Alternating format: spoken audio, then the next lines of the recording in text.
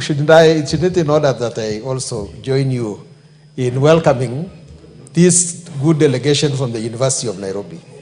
Mr. Speaker, I say so because we are nowadays emphasizing on science and things to do with our hands. But this department deals with the thinking brain. And I think that it is important that the universities do not forsake the arts so that we can be able to get a group of people who will actually be able to map out the future of our country because of their thoughts. You're welcome, and I hope you find that this house is actually quite useful, but don't decide to descend to this floor because it can be murkier. Think for us as a country and show us the direction. Is it on the same issue? I also am an alumni of the university. Yes, thank you, Honorable Speaker. I know majority of us are alumni of the University of Nairobi, the only university with that there. But also as an ongoing student for the second time in the Faculty of Law, let me welcome my fellow students to Parliament and wish them all the best. And also just to encourage them, because the particular course they are undertaking is very important for their work in terms of the political space. So I welcome them very much and tell them that do not be deterred, keep the courage going on, because education is the one thing that nobody will ever take away from you. Thank you. Okay.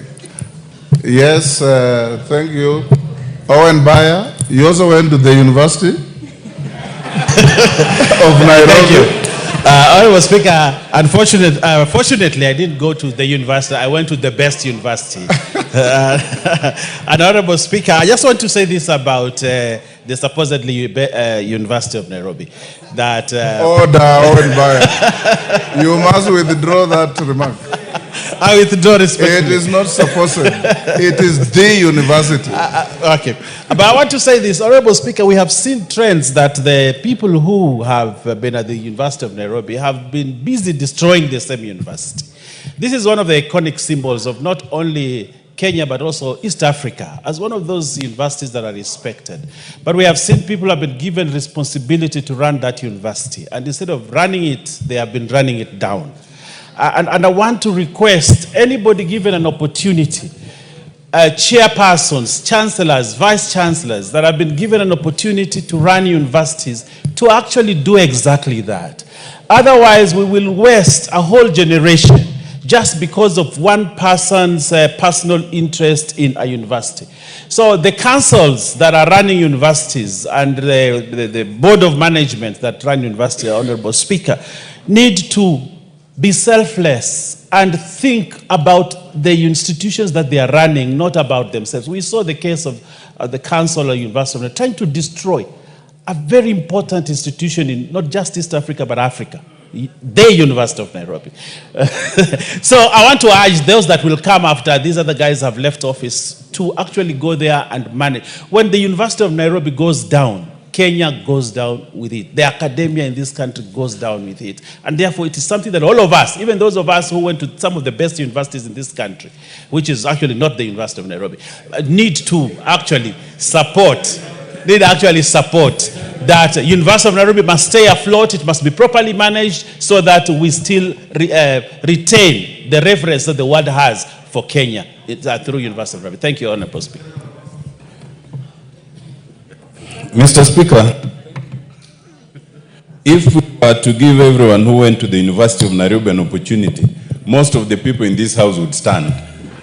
And just by a show of hands, those who went to the university, thank you very much. Yes, I want to tell the Honorable Owen Bayer that you cannot say you went to the best university when you can't even pronounce its name.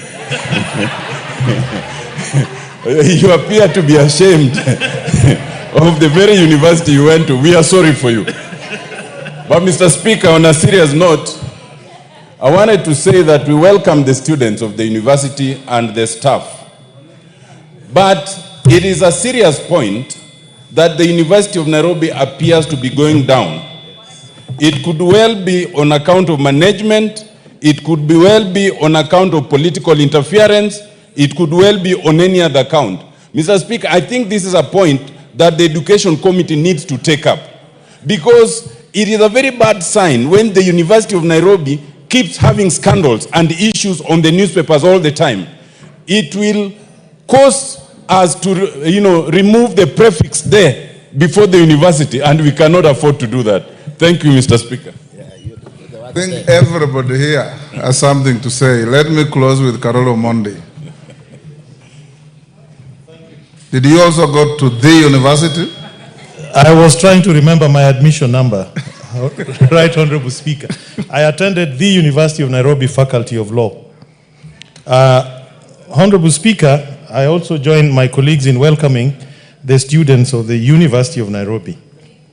And also want to acknowledge that on 26th May 2025, GPR 3104, Social Foundations of Law and Development, this is an examination done this week. They actually based by yours truly, Karoli Omondi, which is proposing that at points of payments for sale of goods and services, cash option be made mandatory. And the question was, having read the bill, they said, discuss the functions of law reform in light of the above passage. Drawing illustrations from the passage, discuss the relationship between law, reform, and social change. 20 marks. But apart from that, Honorable Speaker, let me also say something and urge my colleagues here. The power of alumni. I think we need to come out as alumni of University of Nairobi and defend it, because there is political interference in the management of the University of Nairobi. It is not that those who are there are not able to run the university, but there is a bigger, more fundamental issue. And if you look at the history of this country, when the alumni of the University of Nairobi and Makerere and Dar es Salaam were the principal public servants, the standards were very high in public service and everywhere. That is documented in studies. Today, there is a problem. There is a problem. I don't want to go further than that, but Honorable Speaker, thanks for that. All of you who are members of the University of Nairobi alumni, if you start a movement, yours truly here will be part of it to revive our university. Who, Wangari? Yes. You also went there? Yes. And it's important. Go ahead. I also went there. Thank you, Mr. Speaker. You know, I wanted to confirm that even women, myself, Honorable Mayaka, went to the University of Nairobi. And our Deputy Speaker was a teacher there. But more importantly, Mr. Speaker, the University of Nairobi stood out not as just an academic giant, but also as a serious incubator of leaders. Myself, I was the Vice Chair of SONU in 2006 in the university, Mr. Speaker, and we have seen the metamorphosis, what has happened to the leadership, to the administration, and I agree that with Honorable Karoli, we are very many here.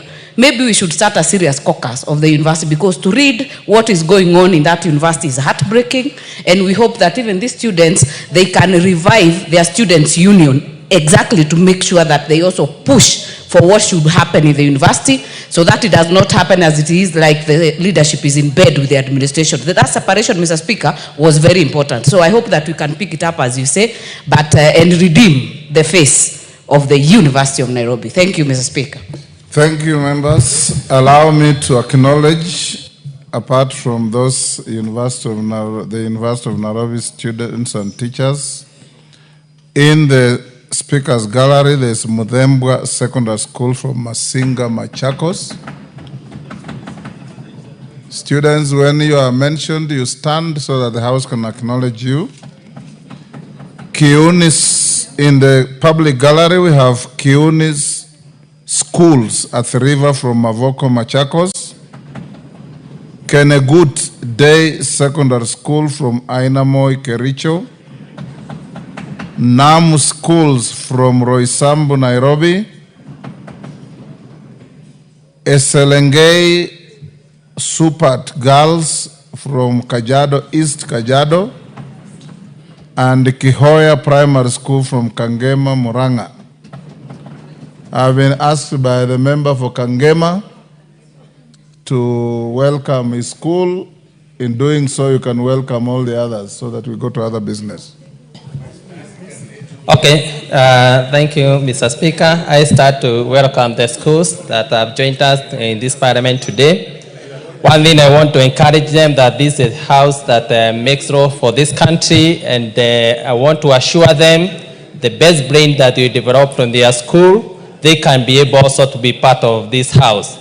For Kehoya, I want to encourage them to continue doing better. That's the home for the business gurus in Nairobi. They do better in business, but also they can be able to perform even better in politics and also the economy of this country. Thank you, Mr. Speaker.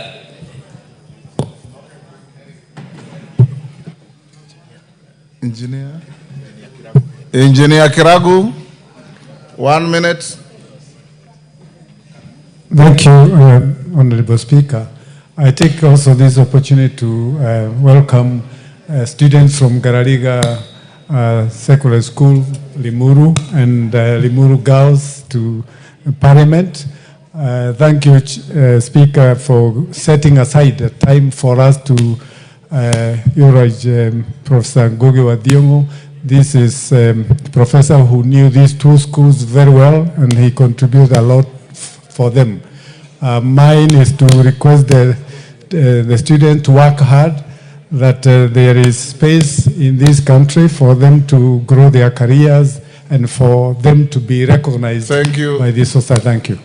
Yes, the member wanted to recognize students from Kajiado. Go ahead. From Kajiado, from Machakos.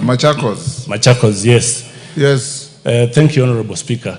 I would like to welcome the students from Machakos, that is from Mavoko and Masinga, who have come to visit the Parliament.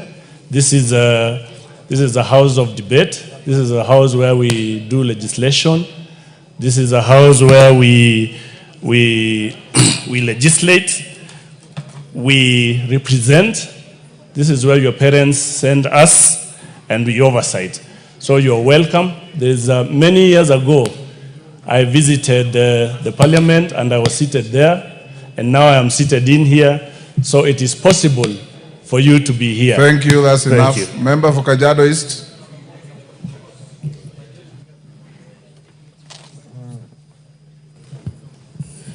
Thank you. Thank you, Honorable Speaker, for giving me the chance to also recognize and welcome our young students from Mashuru in Kajiado East constituency, Eselenge Supat.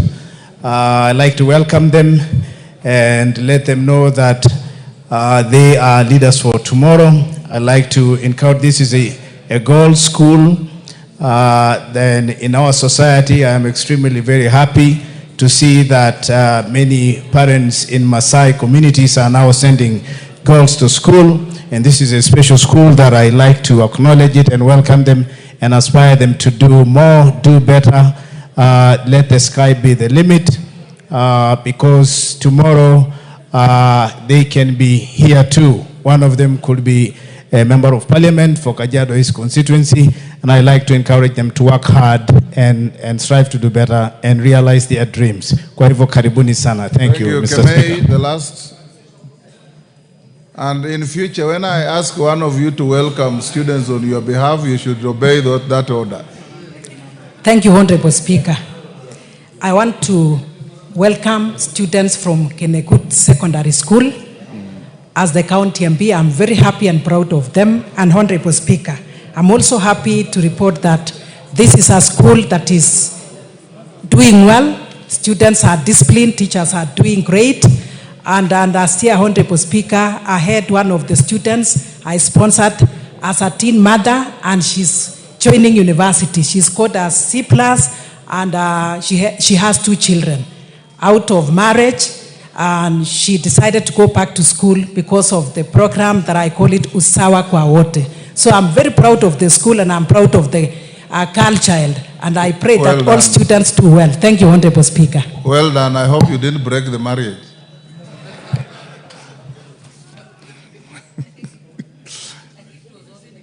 Next order. Order number 3, messages. Order number 4, petitions. Order number 5, papers. Majority Leader. Mr. Speaker, I want to thank you for this opportunity. Honorable Speaker, I beg to lay the following papers on the table of the House today, Thursday, May 29th, 2025. A, reports of the Auditor General on financial statements for the year ended 30th June 2023 and the certificates therein in respect of 1, also Olesos Training Institute, Kipsinende Training Institute, Rift Valley Training Institute, Tana River Technical and Vocational College, Bungoma North Technical and Vocational College, Bumbe Technical Training Institute, Lugari Diploma Teachers Training College, St. Augustine Teachers Training College, Iregi, St. Paul's Kibabi Diploma Teachers Training College. And B, Honorable Speaker, reports of the Auditor General financial statements for the year ended 30th June 2023 and 30th June 2024, and certificates therein in respect of the Masai Mara Technical and Vocational College, Naivasha Technical and Vocational College, Siala Technical Training Institute, MSOS Technical and Vocational College, Kabusi Technical and Vocational College, Sikri Technical and Vocational College, Tigania East Technical and Vocational College, and lastly, Honorable Speaker, Tharaka Technical and Vocational College. Honorable Speaker, I beg to lay. Chair, Departmental Committee on Social Protection, Alice. Thank you, Honorable Speaker. Honorable Speaker, I beg to lay the following papers on the floor of the House today, Thursday, 29th May 2025. Report of the Departmental Committee on Social Protection on its consideration of 1, the Kenya Sign Language Bill, National Assembly Bill number 1 of 2024, and 2, the Kenya Sign Language Bill, Senate Bill number 9 of 2023. Thank you, Honorable Speaker. Chair, Departmental Committee on Justice and Legal Affairs, Murugara. Thank you very much, Mr. Speaker.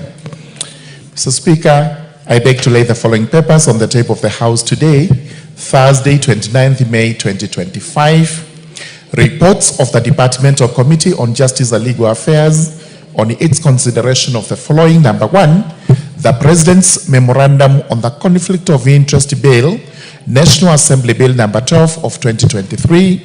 Number 2, the President's Memorandum to the Anti-Money Laundering and Combating of Terrorism Financing Laws, Amendment Bill, National Assembly Bill number 5 of 2025. Number 3, the Elections Offences Amendment Bill number 2, Bill, Senate Bill number 28 of 2024.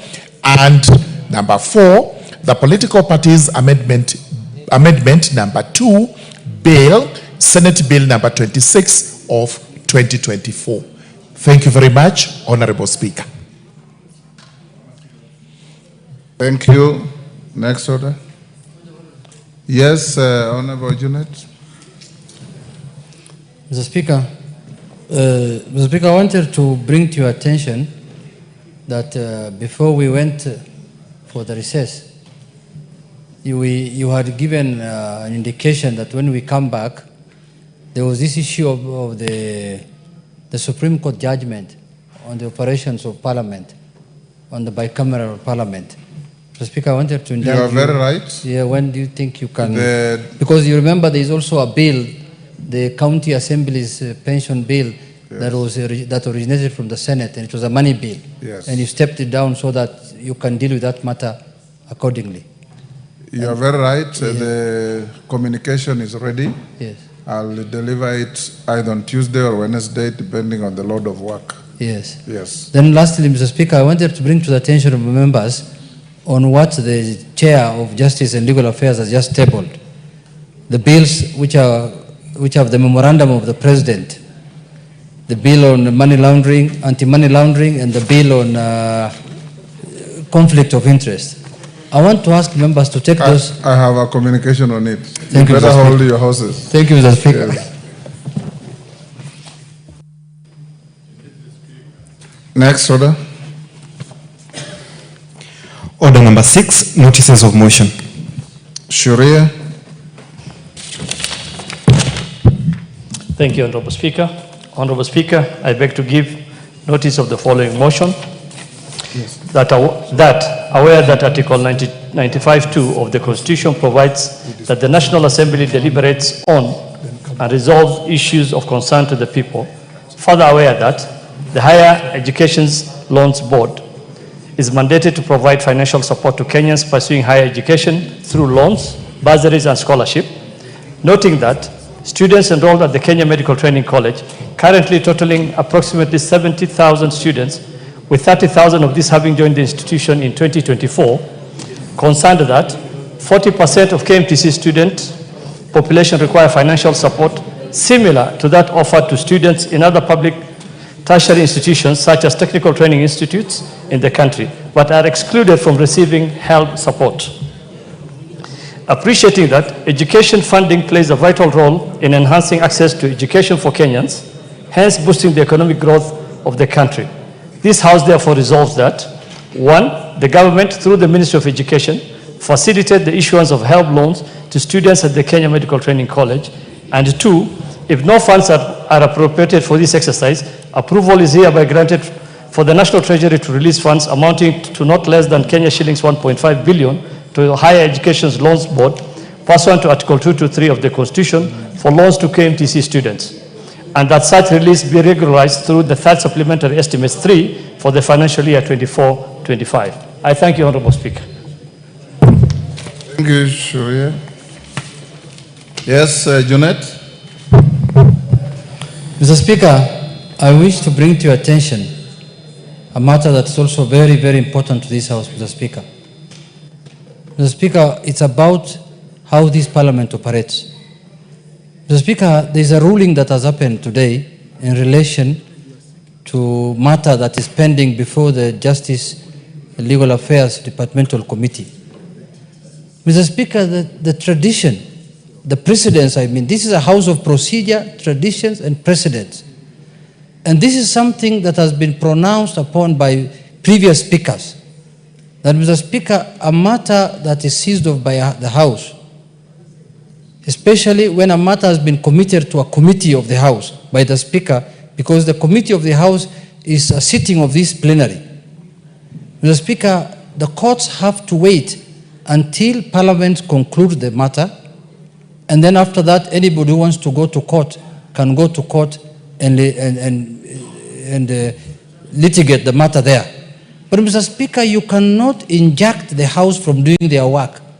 You cannot inject Parliament from doing their constitutional mandate, Mr. Speaker, under Article 95 and 96. Because even us, we cannot legislate on a matter that is before a court of law. We have to wait until the court concludes it is the matter in one way or the other. Then from there is when we can legislate. Even a petition, the Deputy Speaker is saying. So, Mr. Speaker, there is something that happened a week ago. And I think in your own wisdom, you are lenient a bit because I think you wanted some decorum as a head of one arm of government. But Mr. Speaker, Parliament will not take it anymore, going forward, lying down. Because if a bill is presented in Parliament and the bill goes through the first reading on the floor of the House and committed to a committee, anybody who has a problem with that bill must wait for the bill to go through the second reading, third reading, it goes for assent. Then after that, go to the court and declare it unconstitutional, the whole of it, section of it, clause, any clause that you are not happy with, if the court agrees with you. But if you want to inject Parliament before they do their work, then that means Parliament will not be able to operate in this country. So I'm happy that the judge has lifted the injunction today, but going forward, I'm giving judicial notice as a leader of this House that this House will not stop doing their work. In fact, if the ruling does not come out today, we are planning to sit tomorrow so that we can vet and finish our business. Then you can go to court and do whatever you want to do. Thank you, Mr. Speaker. Hold on. I don't want to open debate on this. What the minority leader is saying falls in sync with what the Honorable Tenda Molo raised yesterday on the same matter. There is a ruling or a communication in the offing on the same matter, so that we give a precedent-setting direction on the matter. But for avoidance of doubt, nobody, and I repeat, nobody, has the power under any law or under our constitution to injunct Parliament from doing its work. Parliament is a constitutional body enjoined with authority to discharge constitutional functions. And once a matter is before Parliament and it is under consideration, whether it's in committee or in the plenary, the committees mirror the plenary. And the proceedings in committees are akin to proceedings in plenary. In future, and I think I have, for the information of the House, I have asked the Chief Justice to have some colloquium with some members of this House, including yours truly, so that we do not continue talking at each other as arms of government. We need each other, but we discourage and we frown at any overreach by any arm of government on the other arm, especially on matters that are legally clear, constitutionally clear, and morally untenable. So I direct the committee on JLAC to proceed without haste and vet the nominees for chairman and members of IEBC and bring the report to this House. Any aggrieved party, whether it's in the judiciary, in the executive, or general public, can then go to court and challenge something that we as Parliament will be funked as official. And let it be as clear as that. But there will be a precedent-setting communication next week on this matter that will guide us going to the future. Thank you. Honorable members, I want us to reorganize the order paper as follows. We'll skip order number 7 for now. We'll skip order number 8 for now. We'll go to order number 9, and the reasons majority, minority leaders, and members of House business, you're aware. So I'll give you communication and direction on how to proceed with order number 9. Then thereafter you go to committee. And after committee, then we come back to statements and go to conclude order number 8 and carry on with the rest of the order. So call out order number 9. Order number 9, Committee of the Whole House. Before we go to the committee, honorable members, take your seats. Dan Wanyama, take your seat. Honorable members, I have a communication on the consideration of the President's reservation on the Conflict of Interest Bill 2023 and the Anti-Money Laundering and Combating of Terrorism Financing Laws Amendment Bill 2025.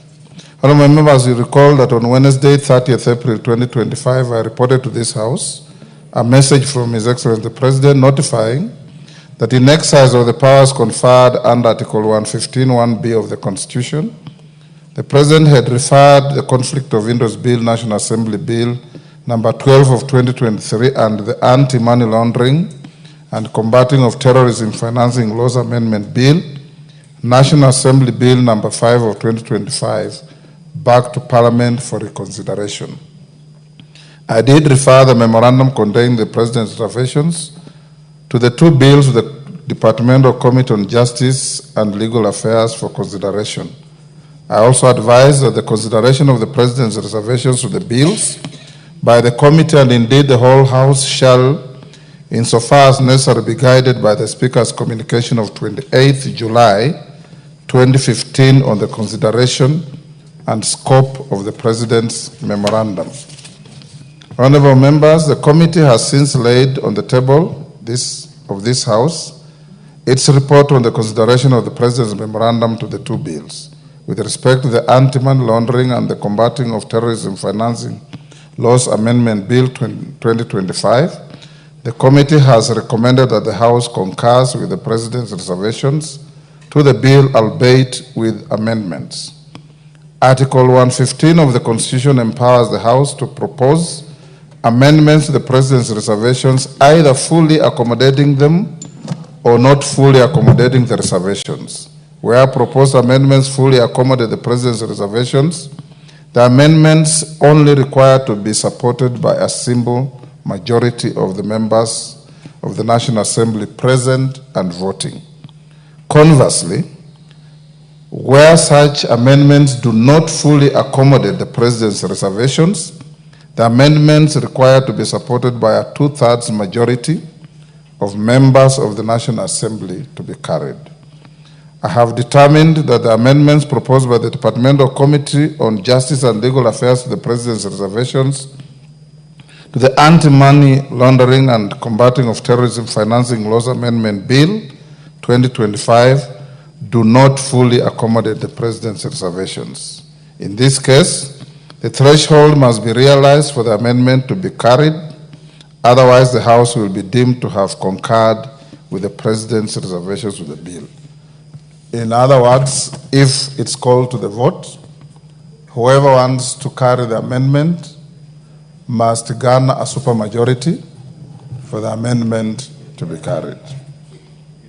2/3 of the House, not present and voting, 2/3 of the whole House, regardless of who is here, including Honorable KOIMBORI, must be counted.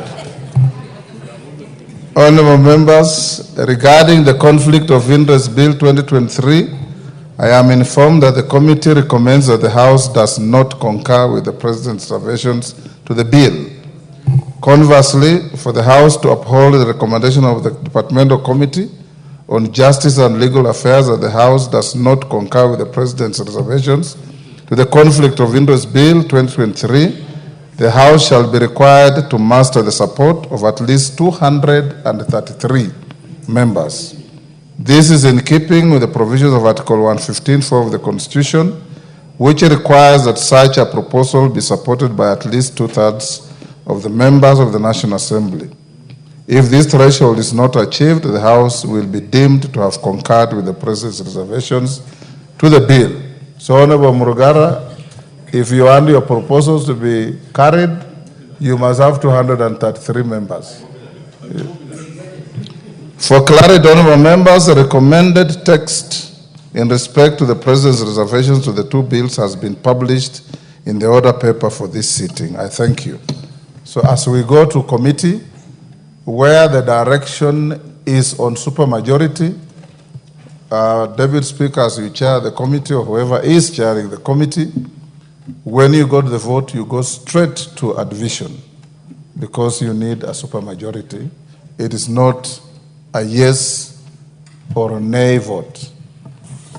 Will you now be upstanding?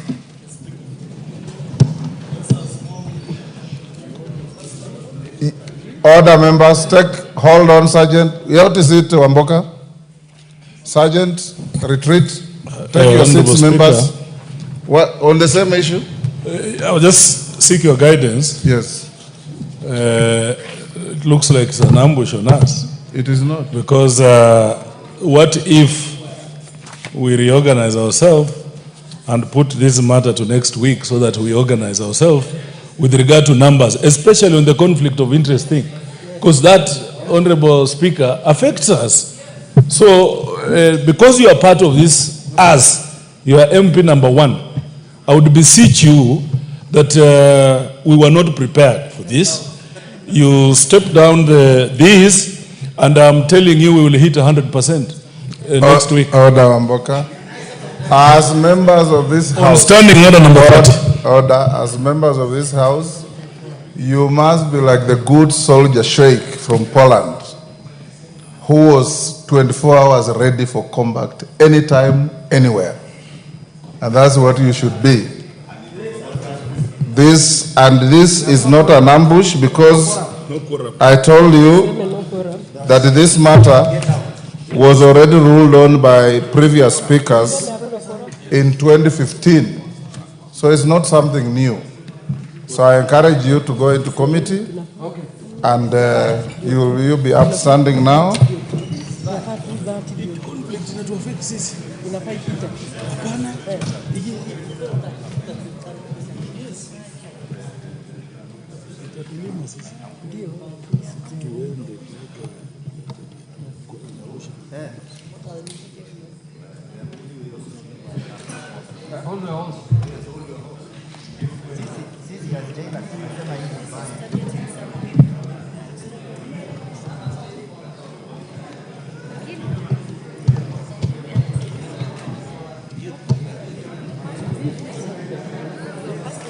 Honorable members, we may be seated.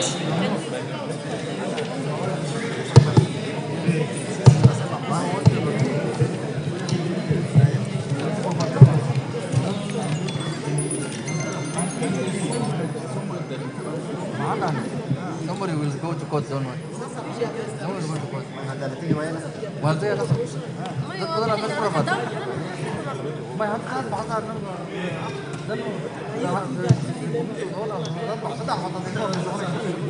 But somebody says Quorum is great. No, all of this is Quorum. Itamaliza wabunge. Hii kitu itatumaliza.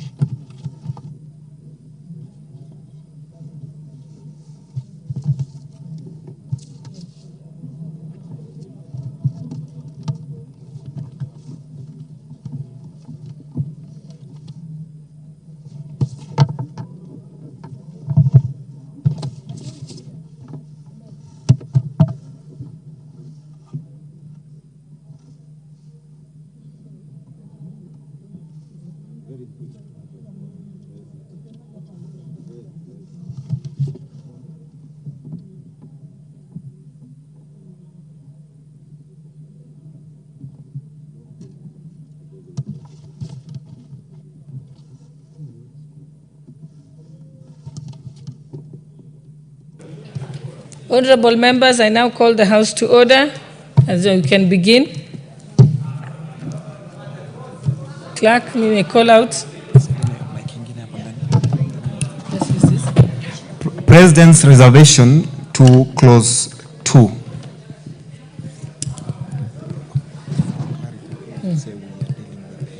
Honorable members, we are dealing with the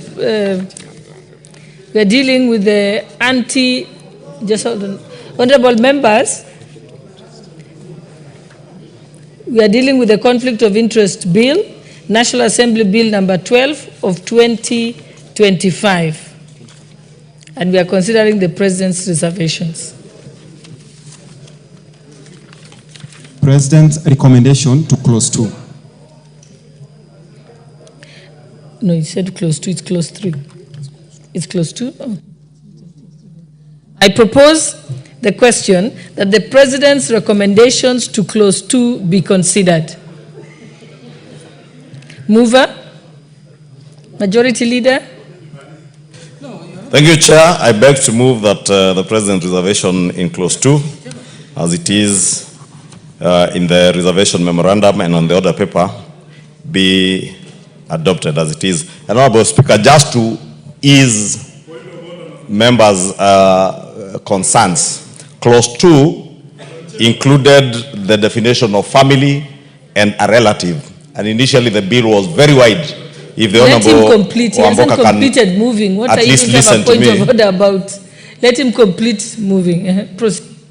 I was explaining to Honorable Wamboka that initially the bill had a very broad definition of family and relative. And in the President's definition, that has been restricted to family to mean your spouse, dependent child, a parent, or spouse of a public officer.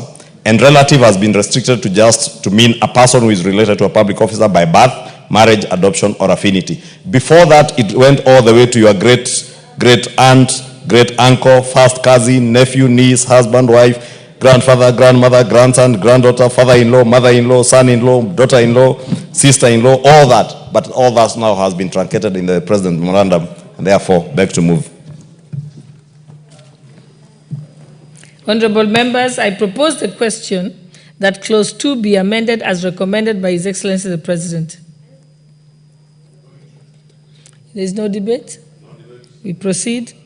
Honorable members, I put the question that Clause 2 be amended as recommended by His Excellency the President.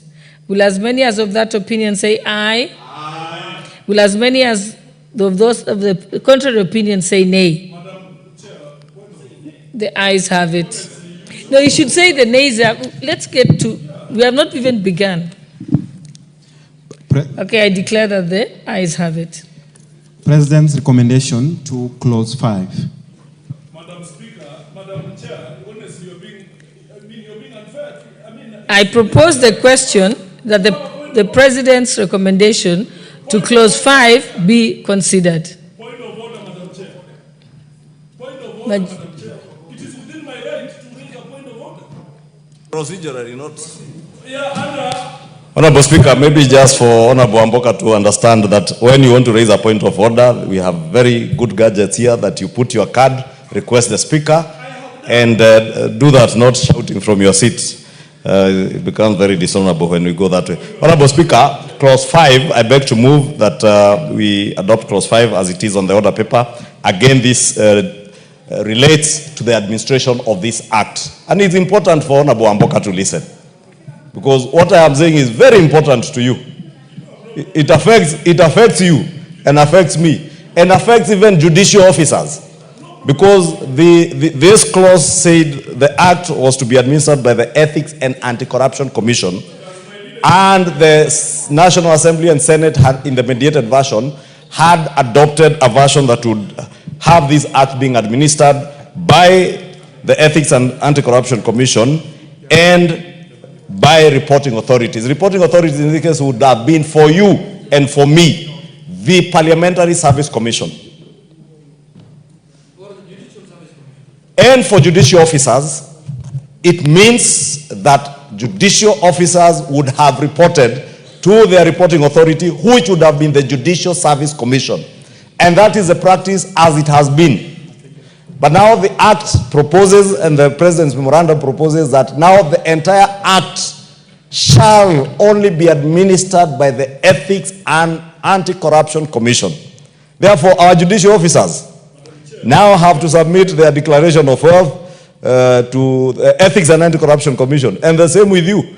This is to enhance transparency and accountability and help in the fight against corruption, Honorable Speaker. And it is very important, Honorable Speaker. Therefore, judicial officers must now take note.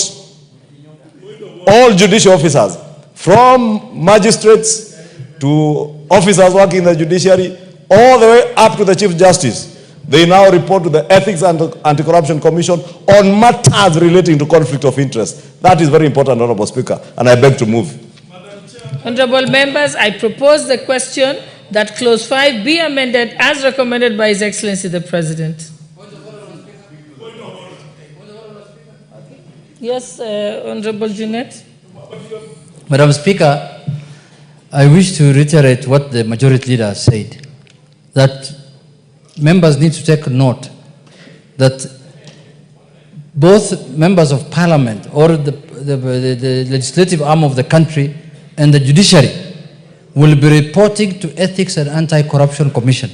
Madam Speaker, this is a very serious policy change.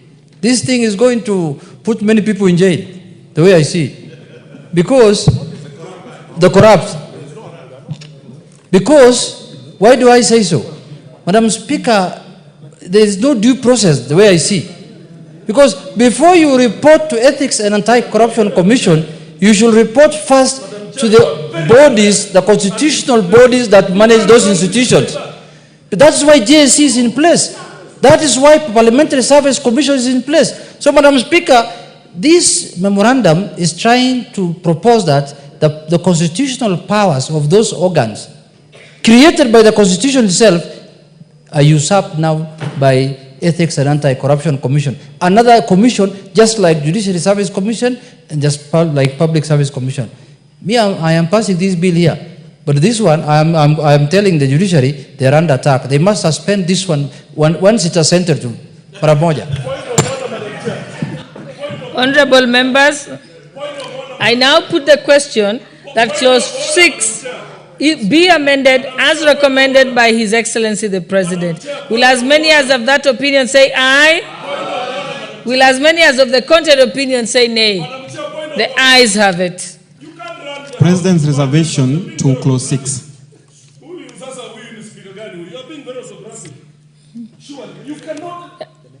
The next majority leader? Go to clause number 8. Honorable Speaker, Honorable Chair, I beg to move that clause 6 be amended for as is on the order paper. Again, Honorable Speaker, this relates to just functions of the Commission, and in this reference, again, is the EACC Commission. And I beg to move. Honorable members, I propose the question that clause 6, that clause 6, that the President's recommendations as, no, Honorable members, let me repeat that. I propose the question that the President's recommendations to clause 6 be considered.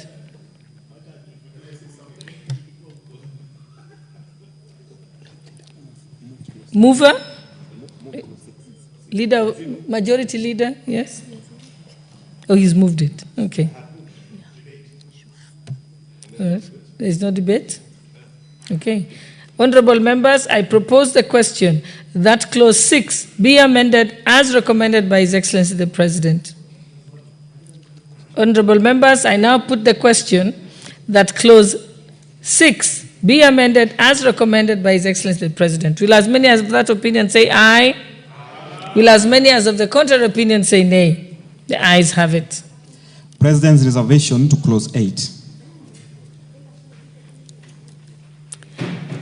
Honorable members, I propose the question that the President's recommendations to clause 8 be considered. Mover? Honorable Speaker, I beg to move that clause 8 be amended as it is on the order paper and as per the President's reservations. And Honorable Speaker, this relates to instances where a public officer may be construed or may be seen to be in conflict of interest. And in the mediated version, we had removed part C, which says that the public officer has a public officer will be in conflict of interest if that public officer has private interest that could conflict with the duties of the public officer in future. And Honorable Speaker, the President has reinstated that particular section. And I beg to move. Honorable members, I propose the question that clause 8 be amended as recommended by His Excellency the President. May I put the question? Okay, Honorable Murugara. Thank you.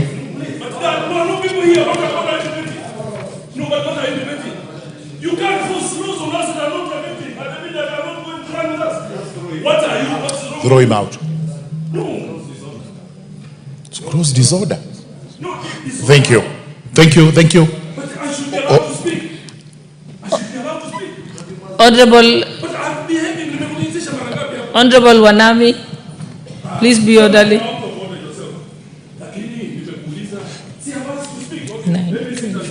12. Yes. Honorable Speaker. Yes, Honorable Murugara. Honorable Speaker, the reservation which has actually been brought to us may be valid to some extent, but we should note that it applies to duties that the public officer may actually have in the future. Again, this is for everybody to note, and it's subject to debate, which debate we are doing now. Thank you, Honorable Chairperson. Honorable members, yes, Honorable Jeanette.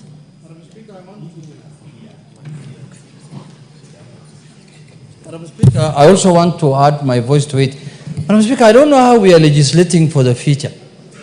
That if someone is going to have a conflict of interest in the future, Madam Speaker, I don't think this clause has any meaning other than making things more difficult. Because if you say, if a member, and in the mediation report, it was removed. Now we are saying in the future, if somebody is going to have a conflict of interest, how will you know whether he's going to have a conflict in the future or not? You are not God. How will you know? Madam Speaker, this one, we disagree, but it is a present memorandum. So are you calling for a division? Honorable members, I now put the question that clause 8 be amended as recommended by His Excellency the President. Will as many as of that opinion say aye? Aye. Will as many as of the contrary opinion say nay? The ayes have it. President's reservation to clause 12.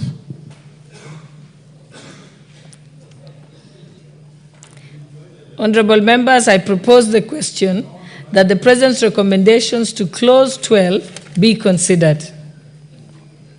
Mover? Honorable Speaker, I beg to move that clause 12 be adopted as proposed by the President in his reservations and as it is on the order paper. Honorable Speaker, again, clause 12 had a proviso under clause 3, which was introduced in the mediated version, which says that despite subsection 1, no proceeding shall lie against a public officer who grants special consideration or treatment or advantage in good faith. That, again, Honorable Speaker, the President's reservation to remove that particular clause. And that, Honorable Speaker, is the issue we had raised during debate, that should you extend a favor to somebody on account of maybe age. People are queuing at the airport. There's a very elderly person, and on account of their age, a public officer allows them to jump the queue. That cannot constitute conflict of interest, whether or not they know that person. But in the President's wisdom, he thinks we should not have that, and therefore that has been deleted. I beg to move. Honorable members, I propose the question that clause 12 be amended as recommended by His Excellency the President. May I put the question? Honorable members, I now put the question that clause 12 be amended as recommended by the President. Will as many as of that opinion say aye? Aye. Will as many as of the contrary opinion say nay? The ayes have it. President's reservation to clause 16. Honorable members, I propose the question that the President's recommendations to clause 16 be considered. Mover? Honorable Speaker, I beg to move that clause 16 be amended as proposed by the President in his memorandum of reservations and as it is on the order paper. Again, Honorable Speaker, this relates to clause 3A.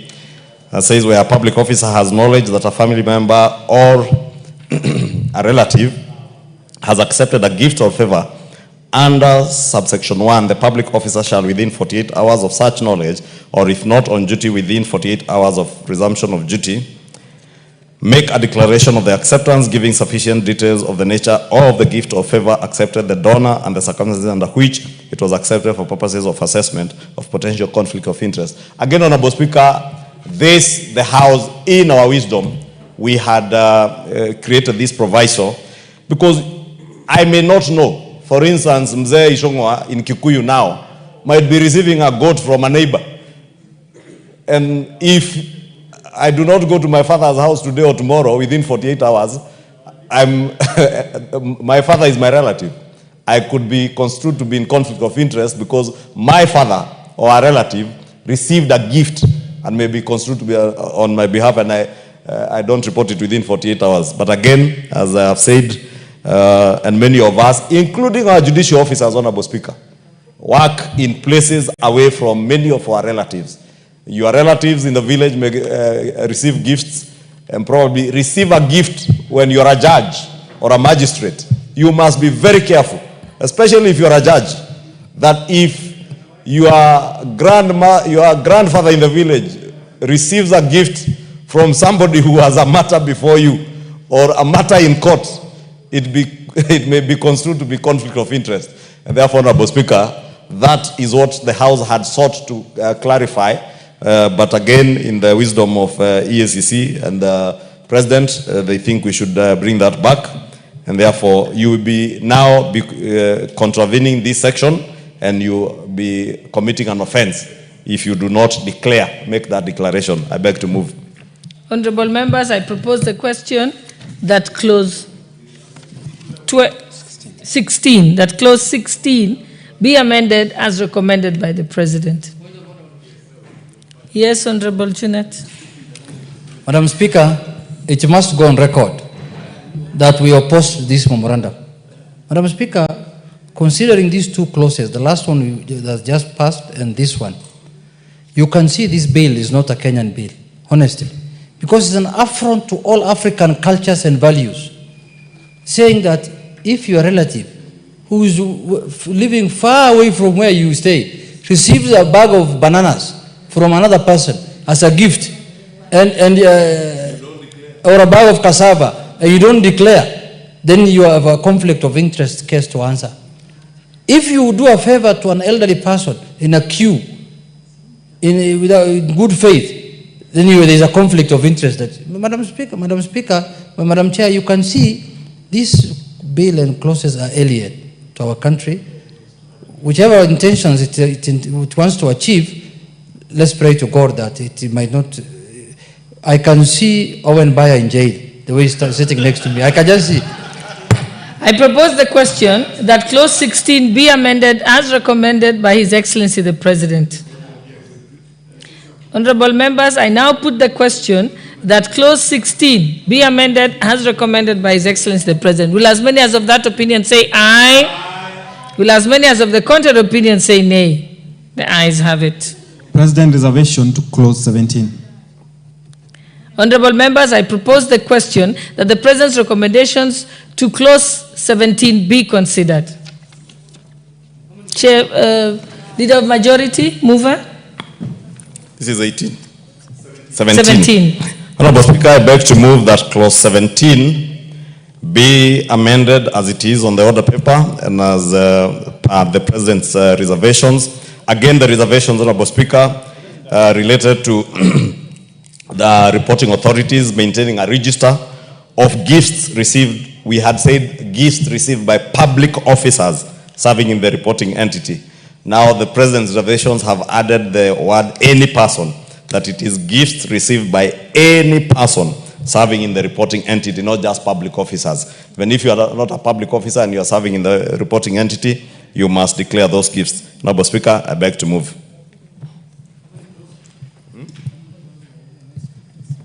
Honorable members, I propose the question that clause 17 be amended as recommended by His Excellency the President. Honorable members, I put, yes, Honorable Murugara. Yes, thank you, Madam Chairperson. It's good that we make a comment on this, and exactly that's what it says. A register will be maintained of all persons that receive gifts, including when the judge comes to visit my court, and sometimes they come with their old ladies, their mothers, because sometimes it's nice to carry an old lady to show her the rest of the country, and I gift her with a chicken. If the judge forgets to declare that chicken, he will have committed an offense and he will be liable to prosecution. And it's not just the judge, it's any person, any public officer who fails to make the declaration. But this is a reservation. It's a reservation, and we just have to go by it. Thank you. Honorable members, I now put the question that clause 17 be amended as recommended by His Excellency the President. Will as many as of that opinion say aye? Aye. Will as many as of the contrary opinion say nay? The ayes have it. President's reservation to clause 18. I propose the question that the President's recommendations to clause 18 be considered. Mover. Honorable Speaker, I beg to move that clause 18 be amended as provided for on the order paper and as per the President's reservations. This relates again to gifts, Honorable Speaker. And 18 had said a public officer, member of the officer's family or relative of the public officer shall not accept any complimentary treatment for any purpose unless a complimentary treatment offered is required in his official capacity or in exceptional capacities. And 2A was giving provisos on that, Honorable Speaker, and that is what the President has reinstated. And I beg to move. Honorable members, I propose the question that clause 18 be amended as recommended by His Excellency the President.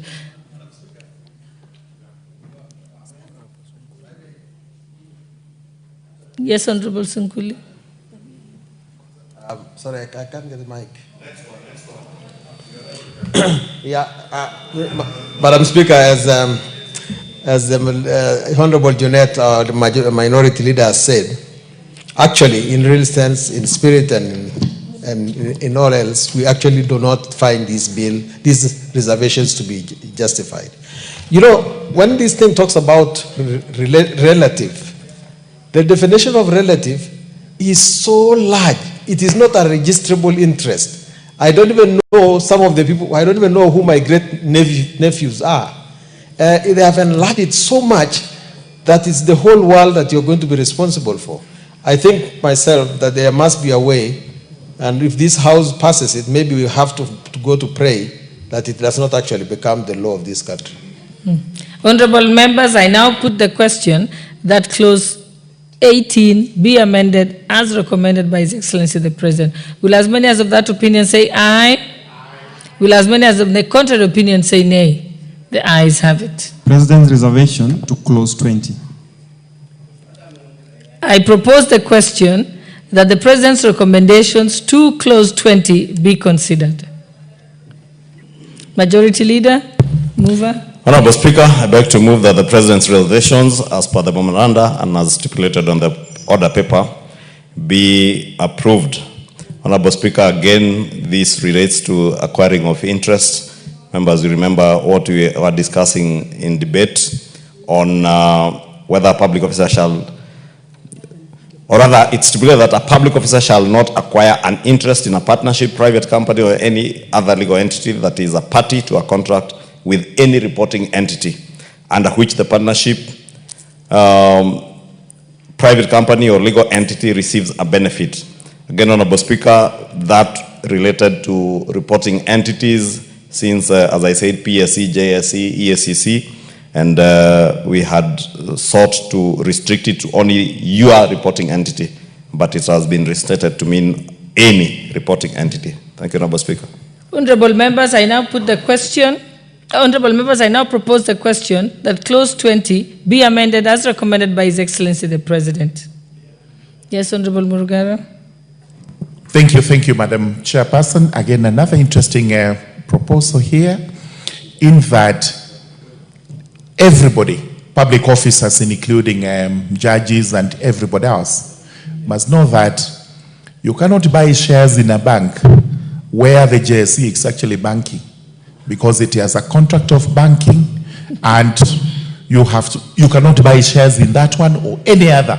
This is what is being prohibited, and now that it's being reinstated as a presidential reservation, we will pass it, but it's good to note what our reservations were and why the Justice and Legal Affairs Committee rejected those reservations. Honorable members, I now put the question that clause 20 be amended as recommended by His Excellency the President. Will as many as of that opinion say aye? Aye. Aye. Will as many as of the contrary opinion say nay? The ayes have it. President's reservation to clause 30. Honorable members, I now propose the question that the President's recommendations to clause 30 be considered.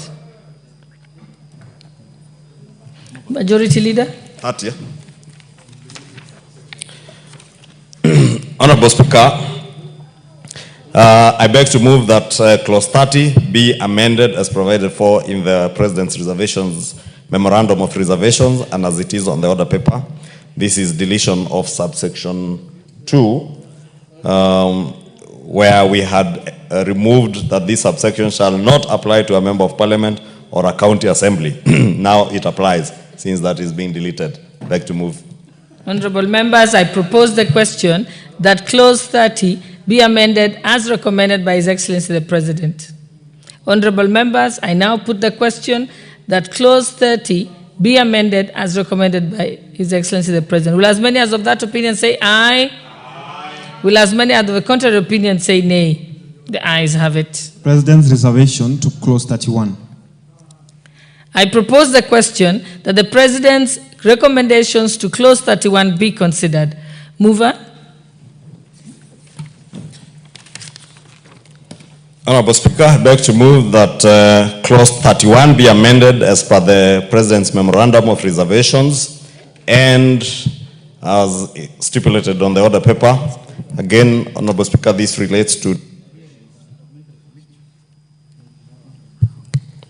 I'm saying it relates to declarations, and there was a 4 that we had deleted, which has been restated that for purposes of this section, material change means at least 25% increase or decrease in the value of an income, asset, or ability, the disposal or acquisition of an asset or ability, changes in marital status, appointment to or changes in directorships, changes in memberships in companies and partnerships and other legal entities, however established, or changes in the membership in social associations, societies, clubs, foundations, or trusts. We had deleted that particular provision in the mediated version, Honorable Speaker, and was there in the original bill, and it has been reinstated. And of course, we had very good reasons of removing that on what we are supposed as public officers, or rather what public officers must submit to the Commission in their declaration of assets and liabilities. But that has now been restated, Honorable Speaker. I beg to move. Thank you. Honorable members, I propose the question that clause 31 be amended as recommended by His Excellency the President. Honorable members, I now put the question that clause 31 be amended as recommended by His Excellency the President. Will as many as of that opinion say aye? Will as many as of the contrary opinion say nay? The ayes have it. President reservation to clause 35. I propose the question that the President's recommendation to clause 35 be considered. Mover? Thank you, Honorable Speaker. I beg to move that clause 35 be amended as provided for in the order paper and as per the President's memorandum of reservations. Again, Honorable Speaker, this related to clause 33C, 1C, which we had removed, and it's been reinstated, just stating its completeness and correctness. Thank you, Honorable Speaker. I beg to move. Honorable members, I propose the question that clause 35 be amended as recommended by His Excellency the President. Honorable members, I now put the question that clause 35 be amended as recommended by His Excellency the President. Will as many as of that opinion say aye? Aye. Will as many as of the contrary opinion say nay? The ayes have it.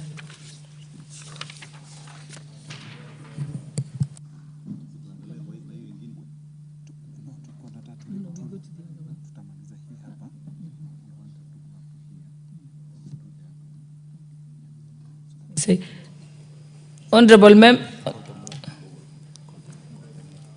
mover of this bill. Honorable Chairperson, I beg to move that the committee do report to the House its consideration of the President's reservations to the Conflict of Interest Bill, National Assembly Bill number 12 of 2023, up to clause 35 and its approval.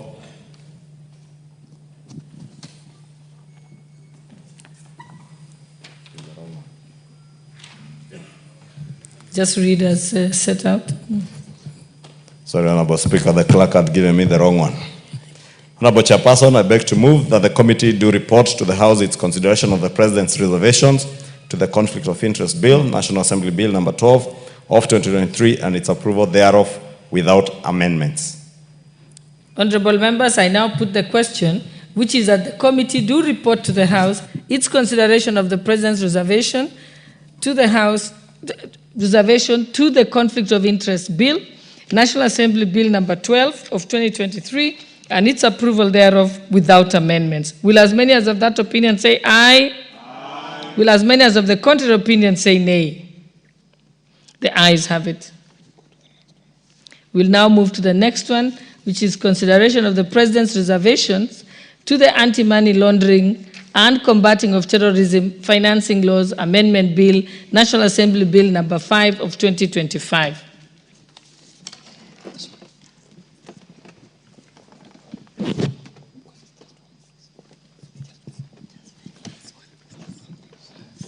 President's reservation to clause 3.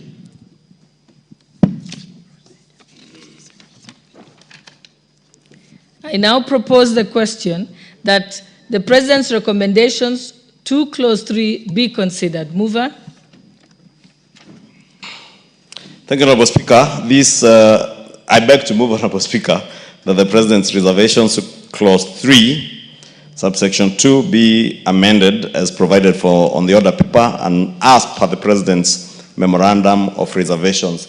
This, Honorable Speaker, related to the transitional clause relating to the Financial Reporting Center, where we had created a transitional mechanism that would have extended the term of the current Director General by a further 2 years, and the President has expressed his reservations to that in line with the Mwongozo policy, and recommends that the existing office holder appointed under Section 25 will continue to serve in office to complete their tenure under the provisions applicable at the time of the appointment. And therefore, Honorable Speaker, I beg to move.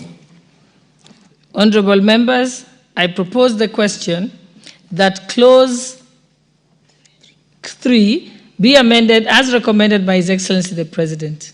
Honorable members, I now put the question that clause 3 be amended as recommended by the President. Will as many as of that opinion say aye? Aye. Will as many as of the contrary opinion say nay? The ayes have it. Mover. Thank you, Honorable Chair. I was laughing at the Honorable Murugara because he has naturally dropped his amendment by the fact that he could not mobilize 2/3. Honorable Chairperson, I beg to move that the committee do report to the House its consideration of the President's reservation to the Anti-Money Laundering and Combating of Terrorism Financing Laws Amendment Bill, National Assembly Bill number 5 of 2025, and its approval thereof without amendments.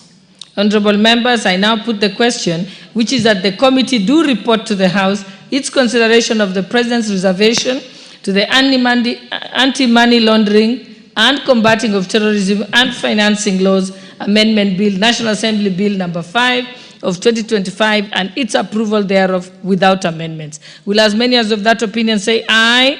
Aye. Will as many as of the contrary opinion say nay? The ayes have it. Honorable members, Madam Speaker.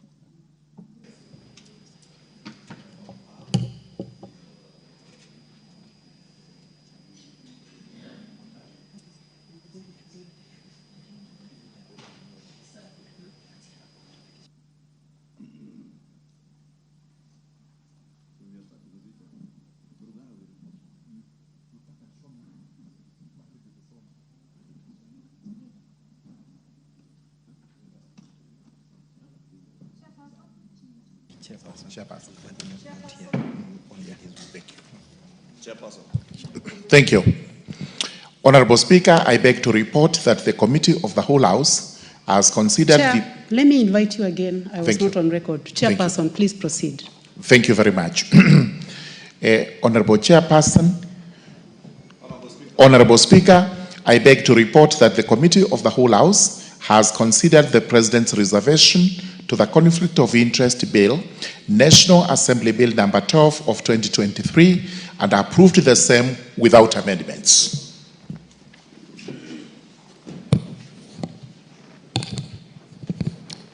Mover of the bill, the Majority Leader.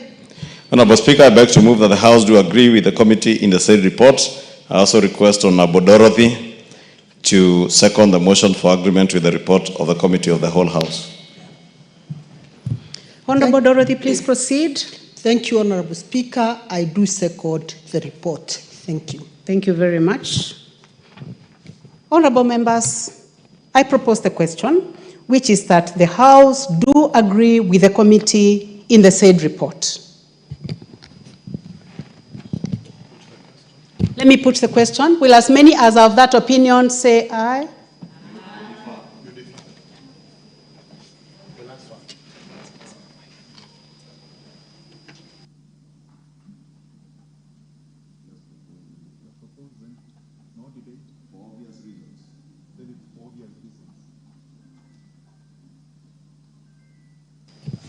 Honorable members, for the convenience of the House, we move to the next bill.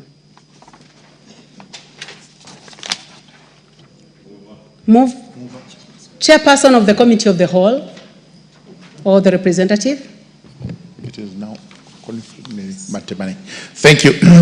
Honorable Speaker, I beg to report that the Committee of the Whole House has considered the President's reservations to the Anti-Money Laundering and Combating of Terrorism Financing Laws Amendment Bill, National Assembly Bill number 5 of 2025, and approved the same without amendments. Mover of the bill, Majority Leader. Honorable Speaker, I beg to move that the House do agree with the committee in the said report. I also request the Honorable Phyllis Bartow, Professor, to second the motion for agreement with the report of the Committee of the Whole House. Thank you very much, Majority Leader. Honorable members, I propose the question.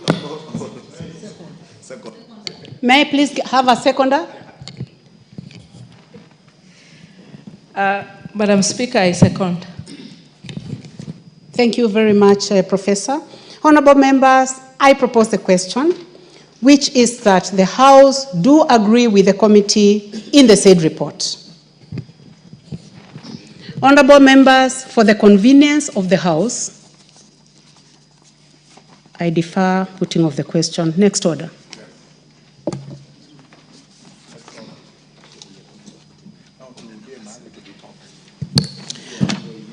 Order number 7, questions and statements.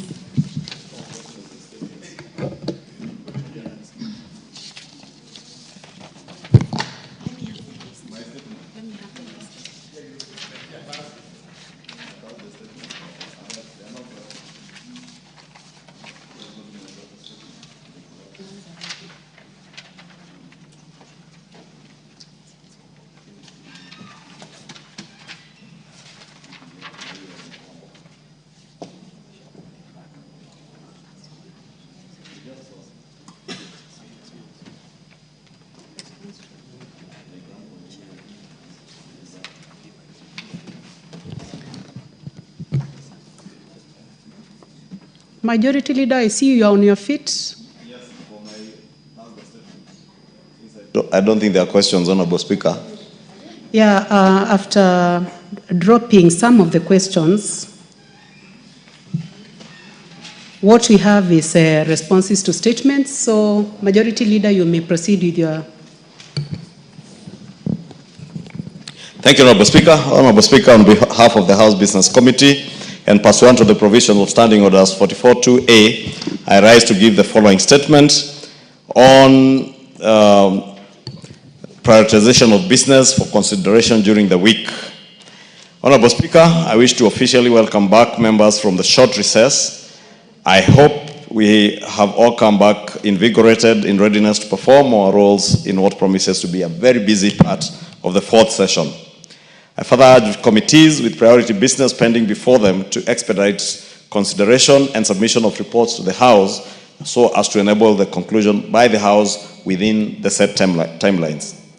Honorable Speaker, with regards to business scheduled for Tuesday next week, The House is expected to consider this in second reading the Learners with Disabilities Bill, Senate Bill number 4 of 2023, and the National Cohesion and Integration Bill, National Assembly Bill number 74 of 2023, should they not be concluded today. Additionally, Honorable Speaker, debate will be undertaken on the following motions should they not be concluded in the course of business today. One is consideration of sessional paper number 7 of 2024 on the National Sanitation Management Policy. Two is consideration of the Comprehensive Economic Partnership Agreement between the Republic of Kenya and the United Arab Emirates. And three is report on the ratification of the agreement on fisheries subsidies. Honorable Speaker, as members will recall, you issued a communication on the priority business that will come before the House during this part of the session, notably relating to the budget process. As such, members will note that the general debate on the budget estimates of revenue and expenditure for the financial year 2025-2026 will be prioritized once the Budget and Appropriations Committee tables its report. And Honorable Speaker, I can report they have been very busy this week in their retreat finalizing on this. This will be followed by prioritization of other budget-related business, including the Committee of Supply on the estimates, the Finance Bill 2025, and the Appropriation Bill 2025. I therefore wish to urge members to be available in the House and committees and to actively participate when this important time-bound business is brought before the House for consideration. Honorable Speaker, in accordance with the provisions of Standing Order 42A5 and 6, I wish to convey that the Cabinet Secretary for Roads and Transport is scheduled to appear before the House on the afternoon of Wednesday, 4th June 2025, to respond to the following questions. Question number 013 of 2025 by the member for Vihiga County, the Honorable Beatrice Adagara MP, regarding the status of construction of the Shamahoho-Gitambai Road. 2. Question number 014 of 2025 by the member for Ruiru, the Honorable Simon Kingara MP, regarding the processing of the smart driving licenses in the country. 3 is question number 015 of 2025 by the member for Teso South, the Honorable Mary Emase MP, regarding the rehabilitation and maintenance of the Busia-Malaba Road. 4 is question number 053 of 2025 by the member for Moiben, the Honorable Professor Phyllis Barto MP, regarding the commencement of construction works on the Tachasis, Chebiemit, Ainet, Chebarus, and Riadha roads. 5 is question number 054 of 2025 by the member for Kinango, the Honorable Gonzi Rai MP, regarding the current condition of Kinango-Mariakani Road, C107, and the impact of the recent rains on its deterioration. And finally is question number 057 of 2025 by the member for Naivasha, the Honorable Jane Kihara, regarding compensation of landowners for land acquired by the Kenya Railways Corporation for the construction of the standard gauge railway and the metric gauge railway. Finally, Honorable Speaker, the House Business Committee will reconvene on Tuesday, 3rd June 2025 to schedule business for the rest of the week. I now wish to lay this statement on the table of the House, and thank you, Honorable Speaker.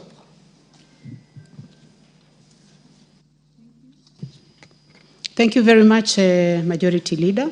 Honorable members, before we proceed, I would like to welcome the following guests. In the Speaker's Gallery this afternoon, we have Kanywa Mbora Boys High School, Mbere North Constituency in Embu County, Kajiado SDA School from Kajiado Central, Kajiado County. Also in the public gallery, honorable members, we have Limuru Girls School from Limuru Constituency, Kiambu County. Honorable members, let us welcome them our usual way. We also have in the public gallery this afternoon, Mara Christian High School from Narok West, Constituency, Narok County. Dururumo High School, Laikipia West Constituency, Laikipia County.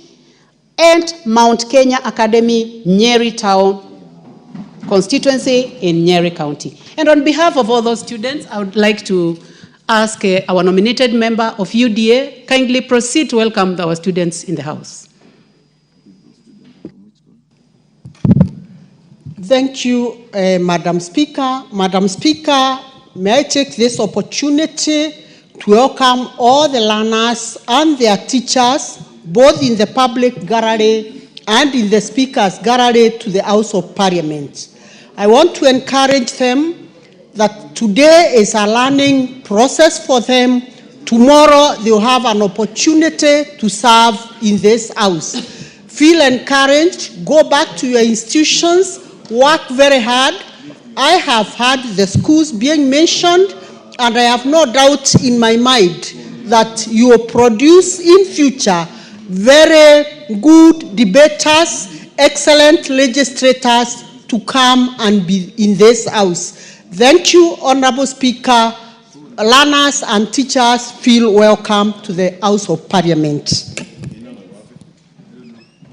Thank you very much. I would like to give a chance also to the Honorable Badi Twalib from Mombasa County to welcome our students. Asante sana Mheshimiwa Spika. Nataka kuwakaribisha wanafunzi wote wa kutoka Narok, kutoka kule Nyeri pia, lakini nataka kusema kwa wawe na moyo wa kuamini kama kila kitu inawezekana. Sisi pia tulitoka hapo hapo tukitamani, lakini leo ni viongozi. Kwa hivyo pia wao naambia wasome kwa bidii, na wao pia wanaweza siku moja kuwa majority leaders kama Kimani Chungwa, na vile vile kuserve katika parliament hii mara 3 kama Mheshimiwa Badi Twalib. Thank you very much. Asante. Asante sana Mheshimiwa Badi Twalib kutoka Mombasa. The Honorable Majority Leader would like you to welcome these students. Thank you, Honorable Speaker. Allow me also to welcome the students from Mara Christian School in Narok West, Ndurumo High School in Laikipia West, and Mount Kenya Academy in Nyeri. And at least, Honorable Speaker, I couldn't fail to notice that all the students look extremely smart, and we welcome them to the National Assembly, where we sit to represent them, their parents, and all other Kenyans, oversight the government of the Republic of Kenya, and legislate on their behalf. And those who are here earlier did witness the legislative making process when we were in committee of the whole House on the 2 bills that we have considered with the President's reservations. Honorable Speaker, Mount Kenya Academy in Nyeri is one of the best performing schools around the central Kenya region, and which I know very many young people who have attended that school, even from my own constituency, and to encourage all these students to work hard, be disciplined, as we said yesterday during the prayer breakfast, that we encourage them as our children to continue being obedient, being disciplined students and young people in our country. They are indeed the future of our country, and we want to trust in God that they will grow up to be very responsible citizens of our country, whom we can vest the future of our country into, Honorable Speaker, and I welcome them to the National Assembly. Thank you very much, honorable members. Thank you, Majority Leader. Honorable members, we also have in the Speaker's Gallery this afternoon students from Kiboron Girls High School in Rongai constituency, Nakuru County, and students from Ganaria Girls High School from Limuru constituency in Kiambu County. On behalf of the substantive Speaker, on my own behalf, and on the behalf of the House, we welcome all of you to the House of Parliament. Honorable members, now we will proceed to responses, and I can see that the chair is seated in his place. So now I call upon. What is out of order, Majority Leader? Honorable Speaker, really nothing out of order. I just wanted to seek your indulgence, Honorable Speaker, for the convenience of the House again, that one, the order listed as order number 11, the chair of the committee, the Honorable Brugara, who is here, had requested that we adjourn this debate on this particular bill to next week to allow his committee to finalize work that they are doing on that bill. And having consulted him, we've agreed that we can adjourn debate on that order number 11 on the Political Parties Amendment Bill to allow Honorable Murugara's Jailer Committee to conclude the work that they are doing. And he's among the committees I was referring to in my statement that have reports pending. And he has promised that by the mid next week, that report will be ready so to allow the House to proceed. Two, Honorable Speaker, I wanted to request, again with your indulgence, that the order listed as order number 10 and 12 be reordered so that we begin with order number 12 on consideration of the sessional paper number 7 of 2024 on the National Sanitation Management Policy. Since the chair of the Blue Economy Committee, the very committed Honorable Kangogo Bowen, you see he has come from very far. I know where he was, and he came running to be able to move this report. So we allow him to move that report, then we can proceed to the others. Order number 8 and 10, since we had already expended order number 9. Thank you, Honorable Speaker. Thank you very much, Majority Leader. Chair.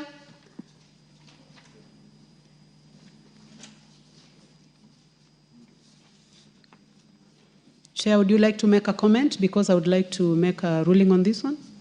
Chairman, Honorable Member for Tharaka, Chairperson. In respect of order number 11, I confirm that is the position. Kindly let it be stood down to next week. We will be ready with other reports that members will have read, and we'll be able to debate the proposed amendments to the Act. Thank you very much. Thank you. Honorable members, I would like to assent to the request that has been made by the Majority Leader.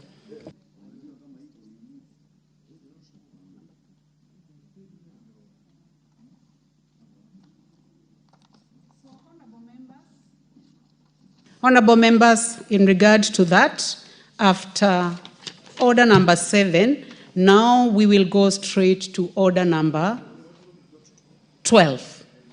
Thank you, honorable members.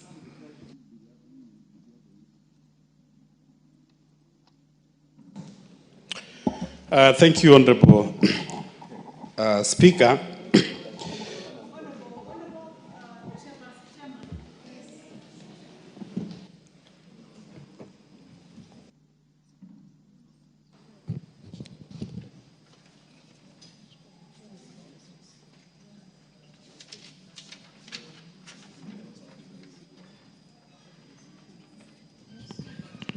Honorable members, before we go to the Honorable Kagogo, we'd like to go to statements. Honorable Tongoyo, please proceed. You can start with the first one. You have actually a long list. Thank you, Madam Speaker. It's true to what you say. I'm here ready with about 3 or so responses or statements. But I can only, Honorable Speaker, I need your guidance because I'm only seeing one member, a member for Kilgoris in the House. So maybe I can able to respond to his and probably the rest when the members are in the House. That we focus on responses for the members who are in the House. And in that case, for your 4 statements, the member who is in the House is the Honorable Julius Sunkuli, member for Kilgoris. So you may proceed.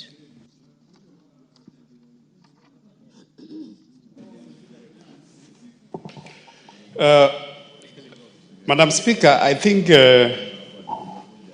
this is a House of Records, and Madam Speaker, even getting from the last Parliament, if a member asks a question, Honorable Speaker, and in a case where that member is not present in the House at a time of response, I think previously, Honorable Speaker, the chair of a committee only needs to table the response, and it's upon the member, Honorable Speaker, who asked that question to get the written response.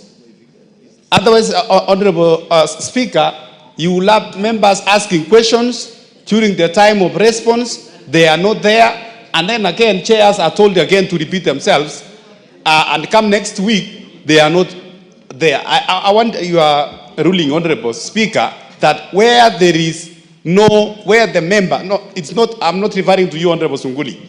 I'm referring to honorable members who are not here, but they have asked questions. Madam Speaker, even I have one. And if you allow us, those members who are not there, we just table the answers before you.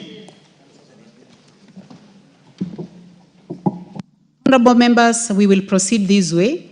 For the member who is in the House, for example, the first question which is being responded to, which was raised by the Honorable Julius Sunkuli, he's in the House, so that one will be presented. For the members who are not here, so that we do not lose time for Parliament, I would like to order that the chairperson tables on record. Thank you. So please proceed, Chairperson. Chairman.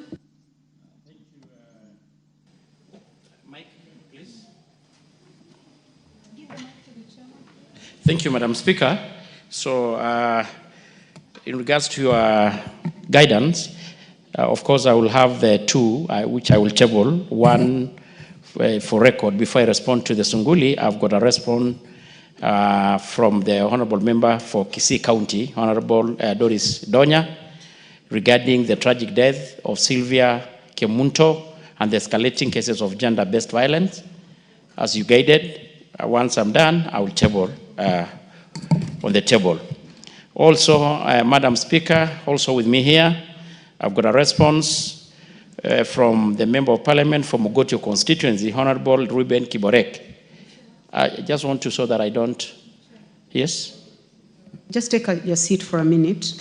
Honorable members, the Honorable Doris Donya had written to the Speaker, and she had requested that this be deferred. And I would like to respect the fact that the Speaker granted that. So kindly defer the one for the Honorable Doris Donya, member for Kisii. And for the purpose of order, you may start with the one for the Honorable Julius Sunkuli, who is already here. Then we can proceed downwards. So, well guided, Honorable Speaker. Honorable Speaker, I want to respond as follows. The question from the Honorable Member for Kilgoris, Honorable Julius Sunkuli, who had sought in particular a statement regarding the land clashes in Angata Barikoi.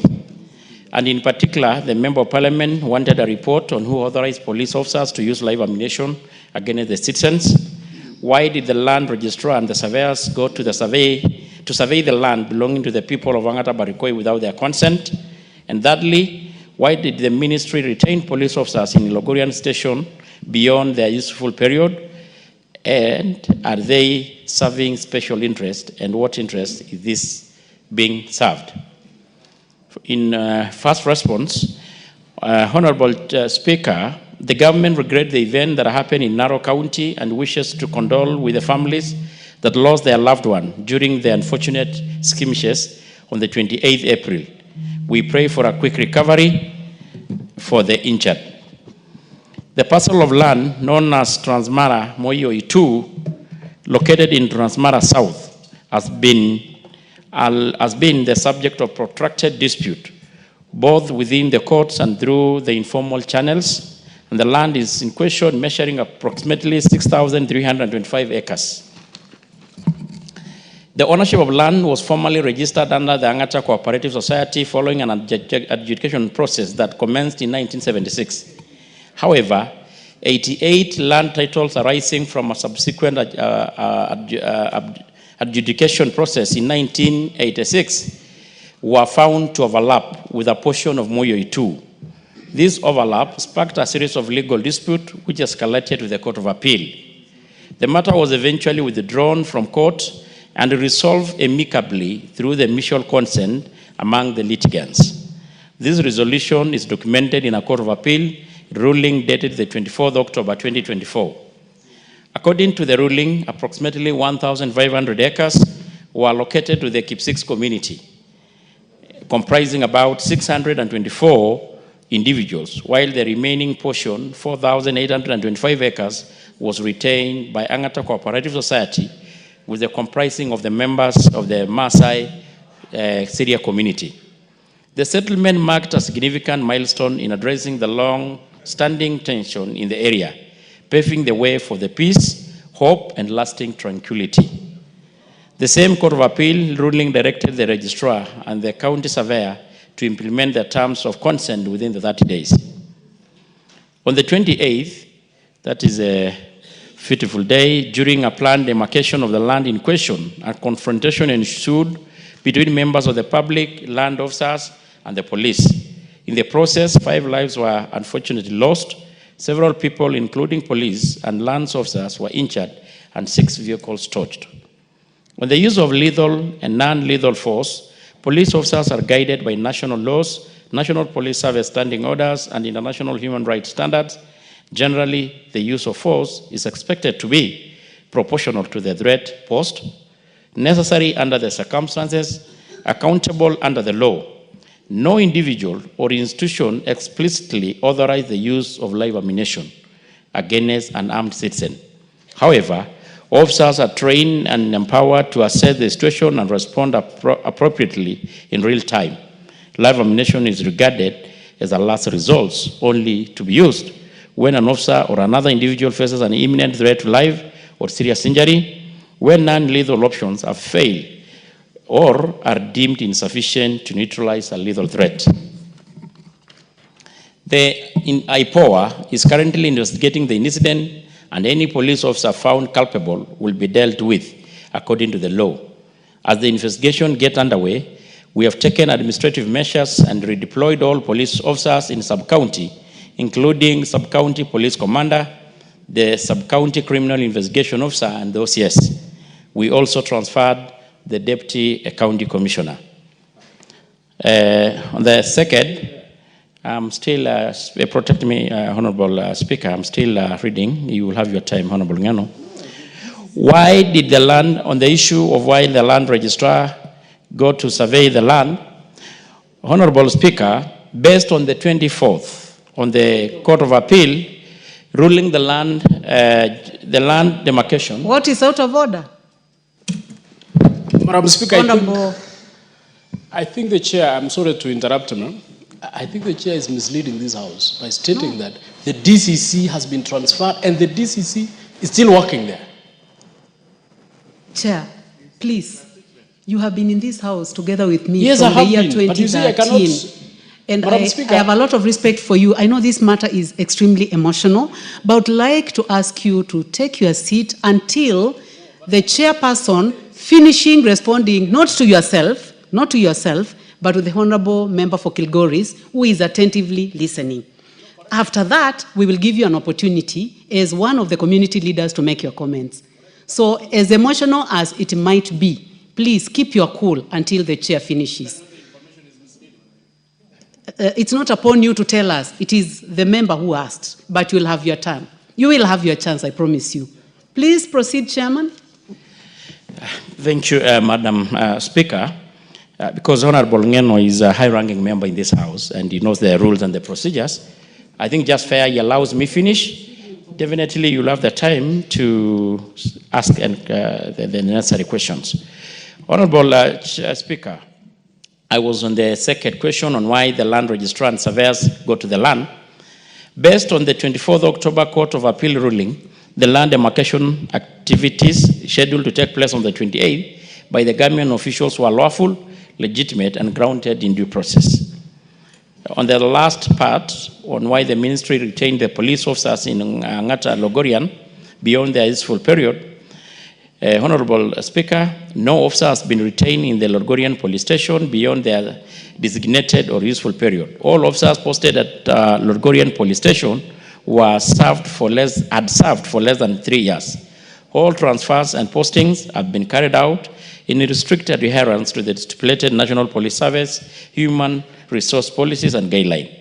Regular staff transfers are maintained to promote efficiency, minimize complacency, and ensure that officers gain diverse experience in different operational environments. Additionally, periodic reviews are conducted to assess the duration of service in each station, and necessary actions are taken promptly to avoid overstays. The current staffing situation reflects a well-structured rotation system aligned with institutional objectives and public service best practices. Lastly, Honorable Speaker, we request members of the public to remain calm and maintain law and order and encourage the parties involved to resolve this dispute amicably. I submit and signed by Honorable Kipchumba Murkomen, EGH, Cabinet Secretary for Interior and National Administration on the 30th April 2025. Honorable Speaker, kindly, before maybe the member react to the statement, just want to remind the House, one, this question was slated to be responded to about 2 or so weeks ago, but the member was out of the country, and he did request that it waits until he's back. Also, Honorable Speaker, if you see from the response, the letter was signed on the 30th April. That is almost a whole month difference. Ever since, there is a lot that has taken place. There's a lot of water that has gone under the bridge. And I'm sure when the member will get the opportunity to contribute to this, he can be able to attest that already as we talk, there is a lot of negotiation and mediation that are underway. One actually being spearheaded by him and my good friend here, Honorable Ngeno, to look a lasting solution into this problem. Also, Honorable Speaker, it's on record, and you remember the committee that I chair on administration and internal security, couples of months ago did visit that Rangatabarikoi because of the same problem. And the report is ready even for tabling on this House. And even then, we were lucky to get even the car that we did deliver to the police to enable them respond to the distress call and able to execute their mandate. So that is the response. I don't want to preempt the issue of the DCC being transferred or not, but I want to confirm that as much as I'm concerned, the DCC had got a letter of transfer. The only hinge was the DDC, who was supposed to report, probably was going to leave, and maybe it was the issue of handing over, which we all know. This guy is a member of parliament for Kilgoris.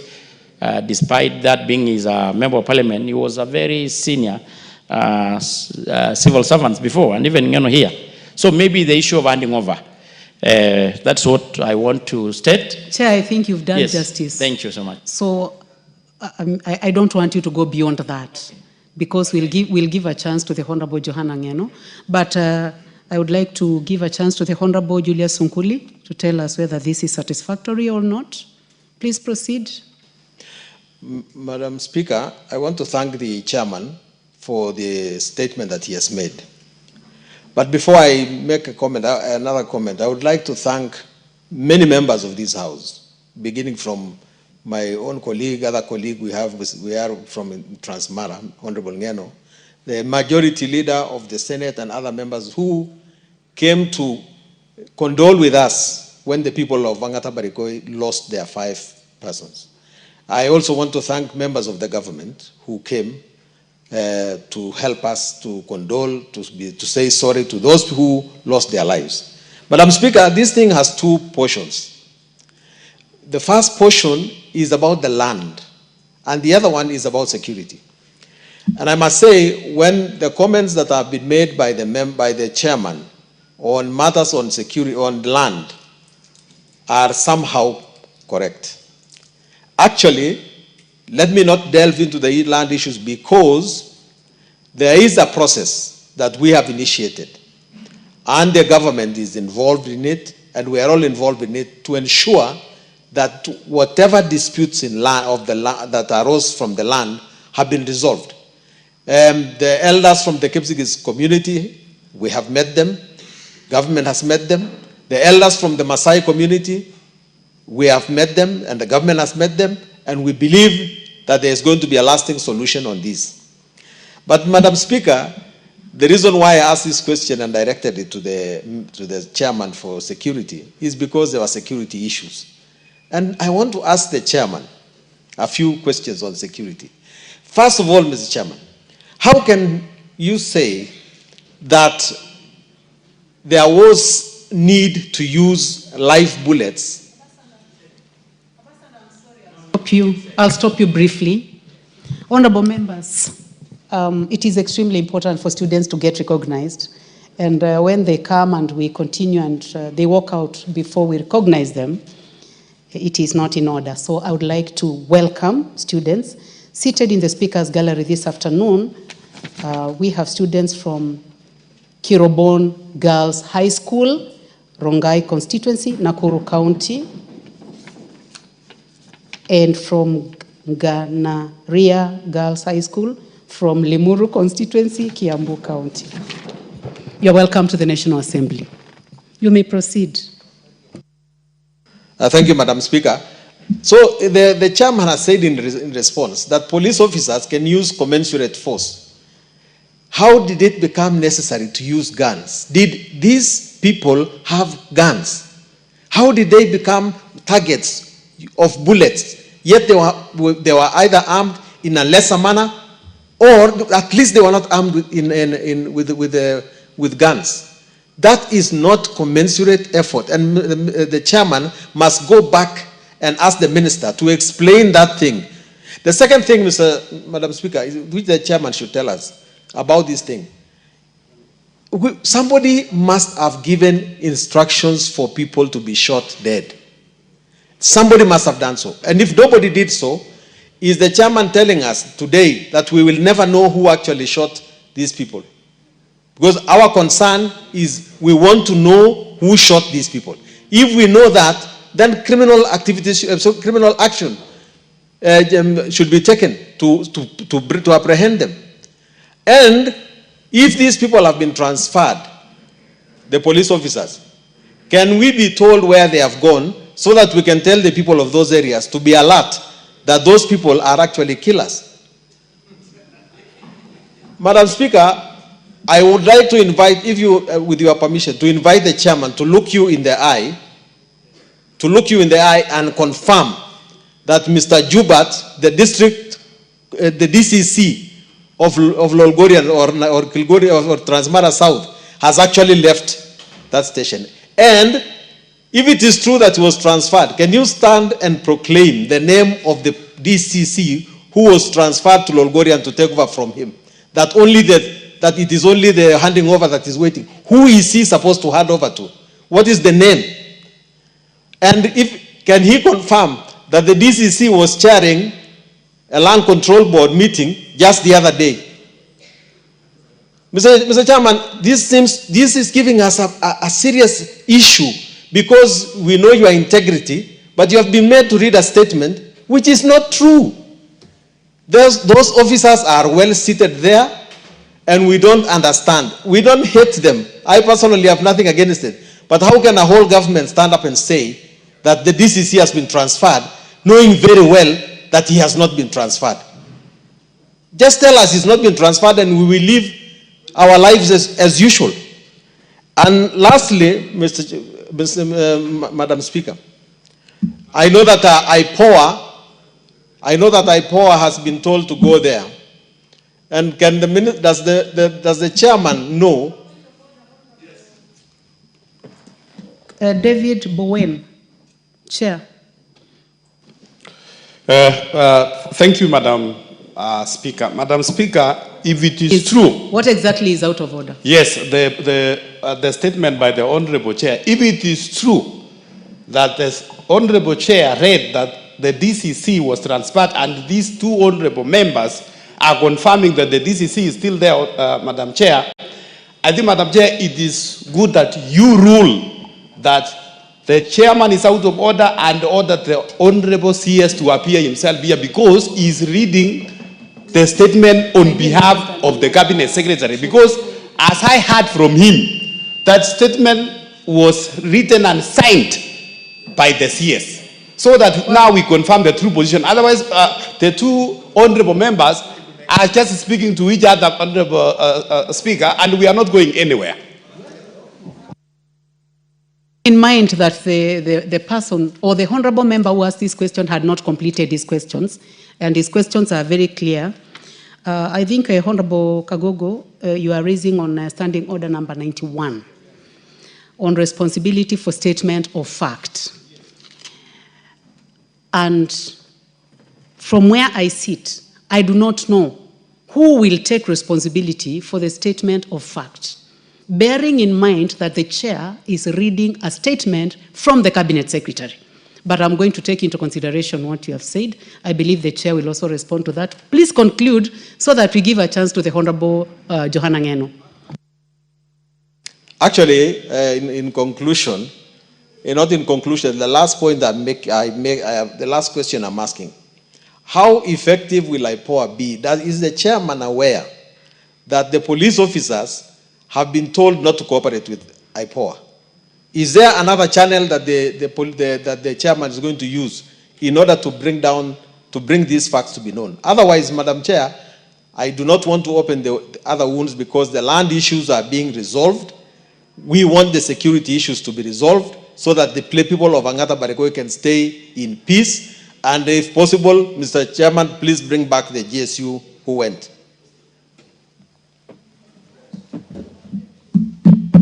Give a chance to the Honorable Johanna Ngeno so that you can put the questions together. Asante, Madam Chair, Madam Speaker, kwa hii nafasi. Nataka niseme tu kwa usuni kwamba sisi kama viongozi, kama wajumbe, tuna jukumu ya kuhakikisha kwamba sheria ambayo tunaipitisha kwa hii nyumba inaidhinishwa na inapitishwa na inatumika vizuri. Pia wakati tumeteuliwa kama machairman ya makomiti, na tunajua ya kwamba mawaziri imekuwa ni jambo la ugumu kuletwa hapa. Hata wakiletwa hapa wanaletwa kwa masuala zingine. Inabidi pia kama machairman wakati tunaenda kuiuliza hawa, nazi pia tufanye upelelezi wetu, ndio tukikuja tujibu maneno ambayo tunajua inastahili kujibiwa kwa hii nyumba. Nasema hivyo, Madam Speaker, kwa sababu watu walikufa, watu waliuawa, na sio ile kuuawa ile labda saa zingine unapiga mtu mguu risasi alafu anavuja damu mpaka akufe, ama amepigwa kwa tumbo ndio baadaye labda aende akufe kwa hospitali. Watu 5 waliuawa na 4 walipigwa risasi kwa kichwa. Kumanishwa kwamba kulikuwa na amri ya kushoot to kill, piga risasi ya kuua, sio ya kuumiza, sio ya kudemobilize, piga risasi kuua. Kwa hivyo anga mimi sikuwa mwenye aliuliza hiyo swala, Madam Speaker, but ordinarily swali kiulizwa kwa hii nyumba inakuwa property ya hii nyumba. Kwa hivyo kila mjumbe anastahili kuongelelea na kuulizia kama hiyo swala imejibiwa vizuri. Jambo yenye ninaamini ya kwamba Mheshimiwa Julius Nguli ambaye ni jirani yetu mwema alitaka kujua sana, ni sio sana mambo ya ardhi, kwa sababu mambo ya ardhi ingeulizwa kamati yenye inahusika na ardhi. Hii swala iliulizwa kamati ambayo inahusika na usalama wa nchi ya Kenya. Yale maneno yote ambayo tungepewa hapa ni kuhusu wale watu 5 waliuawa. Kama idara ya usalama imechunguza mpaka iko na postmortem ya kuonesha kwamba hawa watu 5 waliuawa kivipi, na bunduki gani, risasi ya nani ndio iliua hawa watu, ndio saa hii tungesomewa, Madam Speaker, list ya wale maaskari ambao waliua hawa watu. Hapo ndio nafikiria hata mheshimiwa mwenyewe angetarajia hiyo swala ijibiwe, kwamba ni wakina nani waliua hawa watu na ni hatua gani yenye sheria ama serikali imechukua dhidi ya wale ambao waliua hawa watu. Kwa sababu tumeona mambo mingi ikiendelea Kenya hii, including mambo ya kushika watu, kushika wanasiasa, kushika watu ambao wanafanya mambo kidogo sana. Lakini ikifika mahali ambako polisi wenyewe wameifanya makosa kama ile alifanya huko Angata Barigoi, hata saa hii tukiongea, wacha hata kukamatwa, wacha kusimamishwa kazi, wacha hata kupigwa transfer, hawajapigwa transfer mpaka wa leo tukiongea. maaskari, DCC, mwenye alipeana orders. Na tunashangaa Madam Speaker, na hili swali yenye chairman pia anafaa kuenda kuangalia vizuri. Nani anapeana orders? Kwa sababu tuliposema kwamba sheria ya nchi hii ilipopitishwa kwamba kikatiba polisi hawavai kupokea orders kutoka mtu yeyote ila tu kwa polisi. Hii mauaji yenye ilifanyika Ang'ata Barigoi, orders ya kuua ilitokana na DCC ambaye aliamurisha hii maaskari wapigwe watu risasi. Kwa hivyo Mheshimiwa Speaker, Honorable Johanna. Yes. Do not debate. Just ask specific questions to the chair. That will help.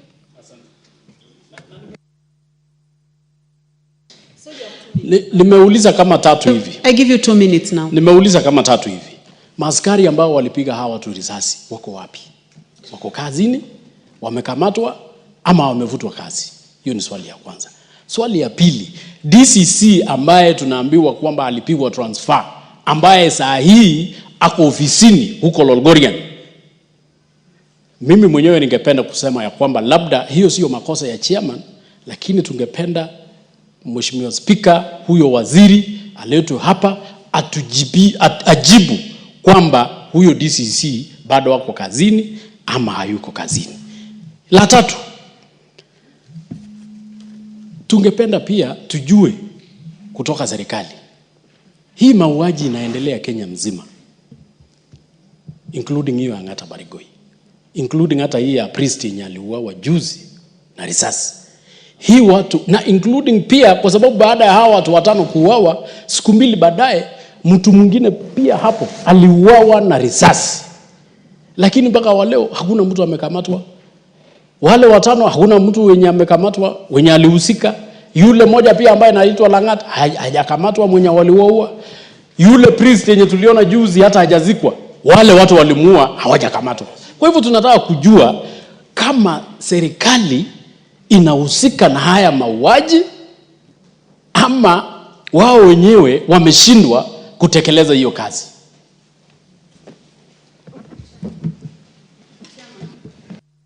Chairman, I would like to give you a chance to make comments on this, so that we make a decision on what will be done. Thank you, Madam Speaker. But before I kind of respond to, it's worth to note, Madam Speaker, that besides being the chair of this committee, I'm equally a member of the Narok County, where my two colleagues also come from. And the people of Ang'ata Barigoi are my great friends and supporters. And I'm equally affected by the loss. And I think I made that one very clearly.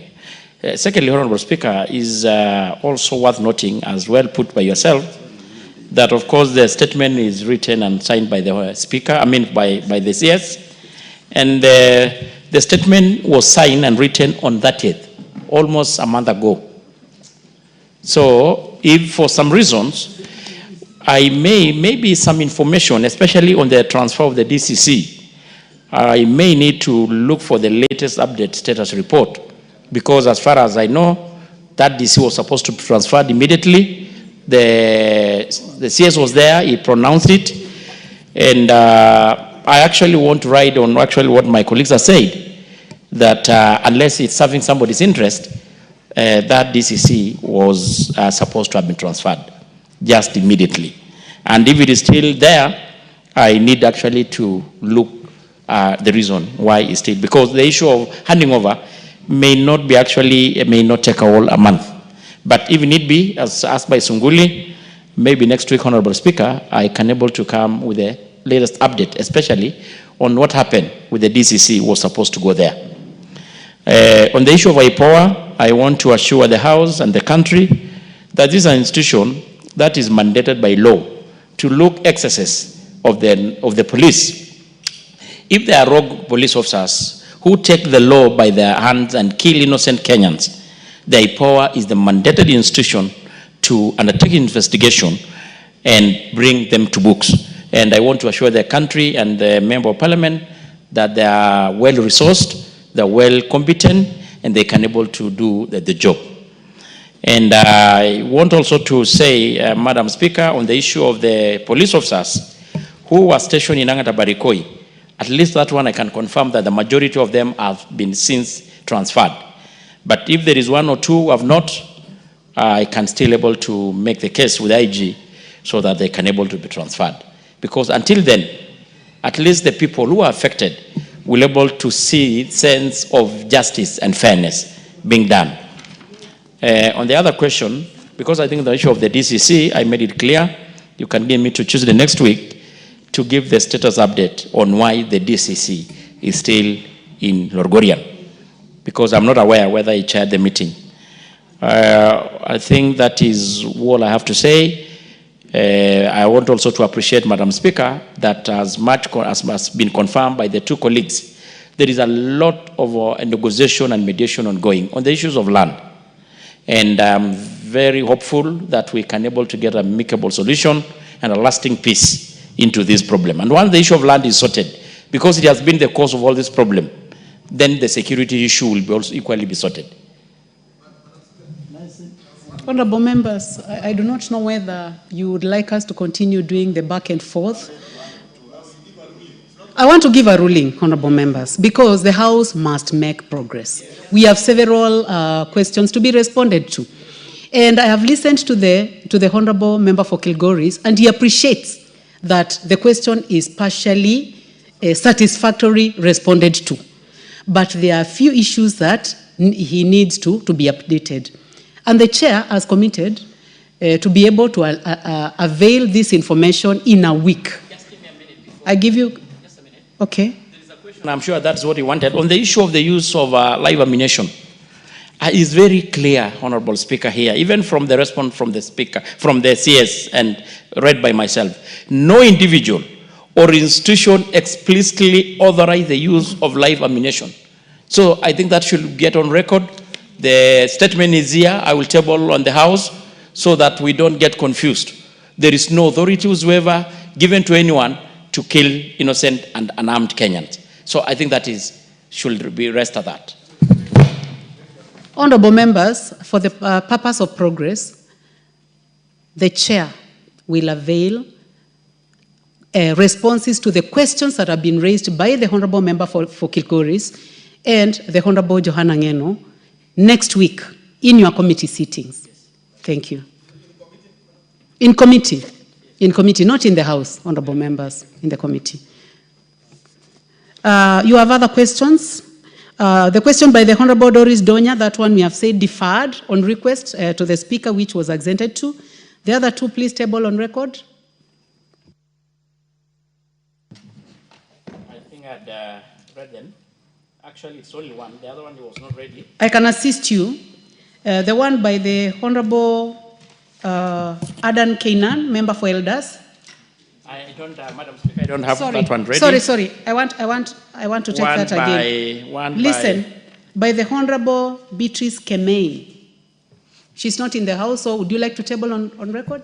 Unfortunately, actually, it is listed, but I don't have that response rather. That but I have one for the Mogotio. That one is deferred. Yes. The one for the Honorable Ruben Kiborek, member for Mogotio. I will table it on the table. Proceed to table, please. Okay, thank you.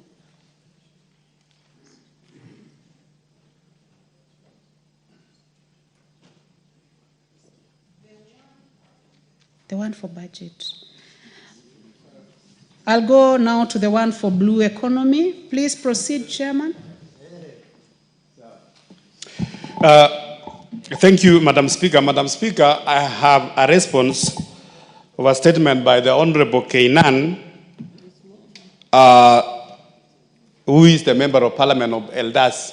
And Madam Speaker, I want to be on record that I have the response from the Cabinet Secretary, Engineer Eric Murithi Muka, and I want to table the response, Honorable Speaker.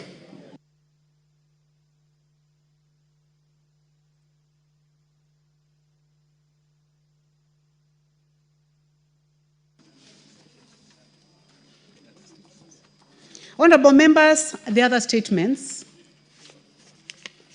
You have tabled on record, Honorable Chair. Thank you. Honorable members, The other statements, I defer all to a time when they'll be scheduled by the House Business Committee for the convenience of the House.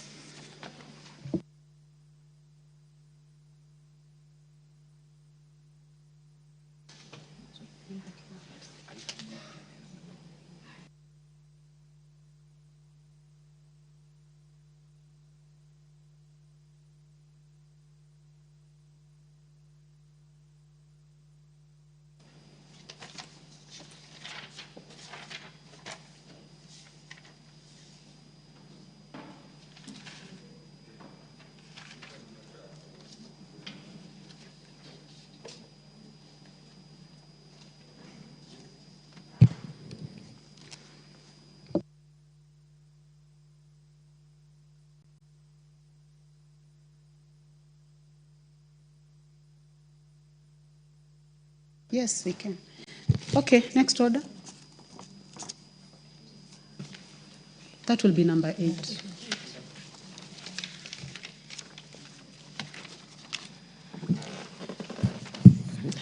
Order number 8, motion, third report on consideration of the audited accounts of specified corporations. Mover to reply. Yes, there is a honorable member who is ready to reply on behalf of the chair. You may proceed.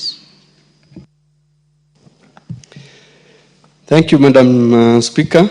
I beg to reply on behalf of the chairman of PIC on Social Services, Administration and Agriculture. Madam Speaker, I'm a member of that committee. Madam Speaker, I want to thank members of Parliament that responded and gave their views on the report. As a committee, we've taken note of all the responses, and we're going to utilize those responses and counsel in our next reports.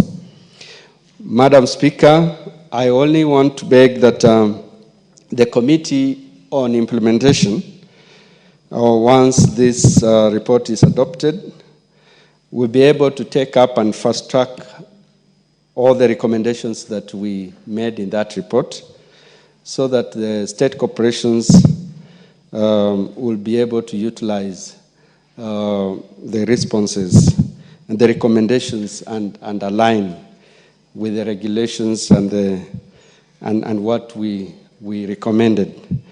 Thank you, Madam Speaker.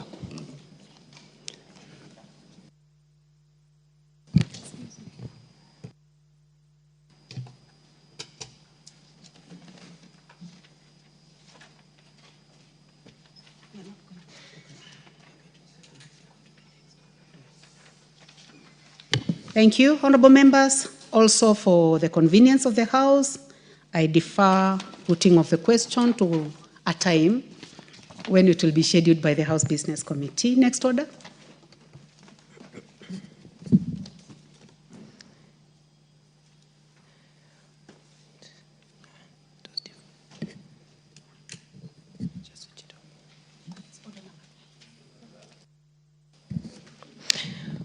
Order number 12, motion, consideration of sessional paper number 7 of 2024 on the National Sanitation Management Policy.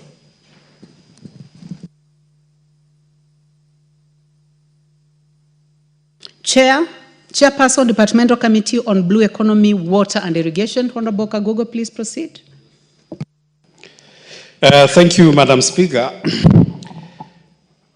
Madam Speaker, I rise to move the motion that this House adopts the report of Departmental Committee on Blue Economy, Water and Irrigation and its consideration on a sessional paper number 7 of the National Sanitation Management Policy laid on the table of the House on Thursday, 17th April 2025, and approves the sessional paper subject to the revisions contained in the schedule to the report. Honorable Speaker, this policy was developed by the ministry, together with the African Population and Health Research Center. And Madam Speaker, the policy aims to streamline the sanitation management in Kenya. Its objectives includes expanding the access to safe, improving public health outcomes, and reducing environmental pollution. It also addresses the long-standing gaps in governance, financing, and infrastructure development related to sanitation. The constitutional basis of the policy, Madam Speaker, lies on Article 43, Sub-Article 1B of the Constitution, which guarantees every person the right to accessible and adequate housing to a reasonable standard sanitation. Furthermore, paragraph 11B, part 2 of the fourth schedule assigns the function of sanitation services to county governments under the devolved system. Honorable Speaker, sanitation has historically been neglected, and that is why we have this, we are coming up with a national sanitation policy. Madam Speaker, the committee observed that despite the constitutional and environmental imperatives for sound legal regime to support the right to sanitation and devolved service delivery, the current legal and regulatory framework remains fragmented. Sanitation-related provisions are scattered across multiple laws, many of which treat sanitation only as a peripheral issue. Madam Speaker, as it is, when you talk of sanitation, you will find that under the Ministry of Education, there is a sanitation in terms of building toilets in public schools or all the primaries and secondary schools. When you go to Ministry of Health, there is also the issue of sanitation. When you go to urban planning, there is issue of sanitation, and they have their own policies. That is why, Madam Speaker, there is need to have one national sanitation policy. And as such, there is a coherent, there is no coherent legislative or regulatory framework articulating the normative principles, institutional arrangements, and governance structures reflective of modern international constitutional and policy development. This policy, Madam Speaker, seeks to bridge these critical gaps. Honorable Speaker, the committee made several key observations during the review. For example, the policy proposes an enactment of Environmental Health and Sanitation Bill to address the fragmented sanitation laws.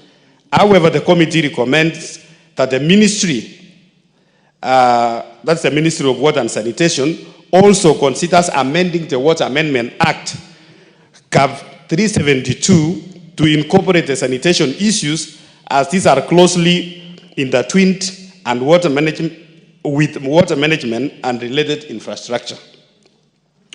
The committee further recommends that the policy be reviewed to align with the recent legislative changes together with the area of waste management to ensure consistency in the definitions and terminologies used, such as the terms sanitation.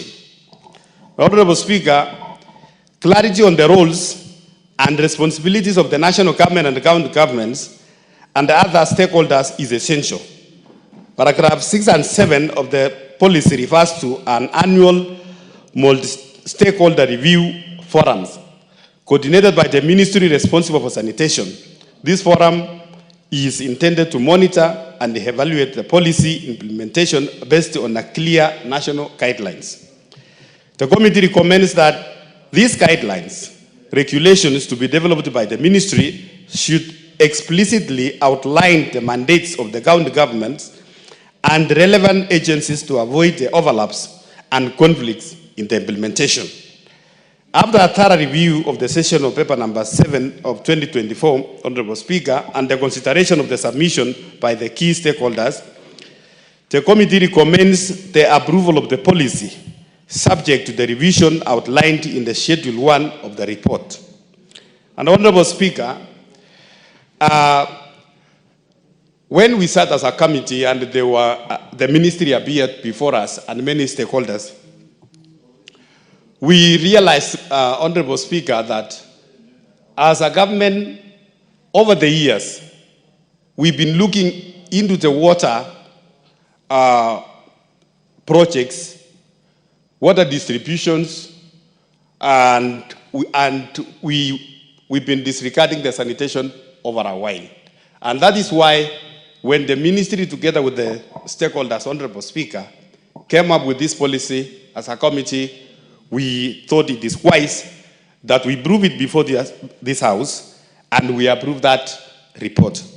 Madam Speaker, I wish to express my sincere appreciation to the members of the Committee of Blue Economy, Water and Irrigation for their diligence and dedication during the processing of this policy, and also thank our Secretariat for their unwavering support and the stakeholders also who made their submissions. And indeed, Madam Speaker, I want to ask the honorable colleagues, the members of National Assembly here, that you go through that report, the report which I tabled some time back in this House, Honorable Speaker, and I want to persuade all of you that we approve the national sanitation policy so that it becomes a framework for any institution which is coming up with any sanitation legislation, whether the county government or anyone else. We have a framework as a country. Madam Speaker, I want to move and then ask my colleague and a member of the committee, the Honorable Dorothy Mudhoni, the member for Meru County, to second. Thank you, Madam.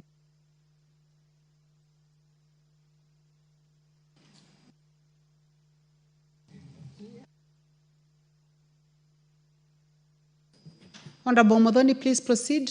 Please trace the Honorable Mudhoni and make sure that she has a microphone. Thank you, Honorable Speaker. Honorable Speaker, I want to thank my chair, Honorable Boyen, for bringing in this very important submission before the floor of this House. Honorable Speaker, sanitation has historically been neglected in the water policy framework, leading to minimal investment in this particular sector. According to the reports by the World Bank and UNICEF, 2021, only 16% of urban Kenya had sewer coverage, and 21 counties which have no sewer coverage at all. Honorable Speaker, that is why it is equally very, very important that as a house, we all join in and support this agreement on the sessional paper number 7 of 2022 on the National Sanitation Management Policy. Honorable Speaker, it's important to note that for a long time, as the chair has indicated, we have always thought about water connectivity. We have endeavored to ensure that we have water in every household, but Honorable Speaker, we have forever forgotten about the sewer connectivity. It is important, Honorable Speaker, that for us to succeed as a country, we must work jointly, both the county governments and the national government, to ensure that this sessional paper serves the intended intent, so that as we endeavor to connect water in all the households, we equally endeavor to have sewer connectivity. Honorable Speaker, this will avert even hygienically. We will have our towns clean, we will have a clean environment, where we will not be worrying about waterborne diseases and other dangers that come with sewer system spilling all over. Honorable Speaker, I want to say I second this motion and I urge the House to support this. Thank you, Honorable Speaker.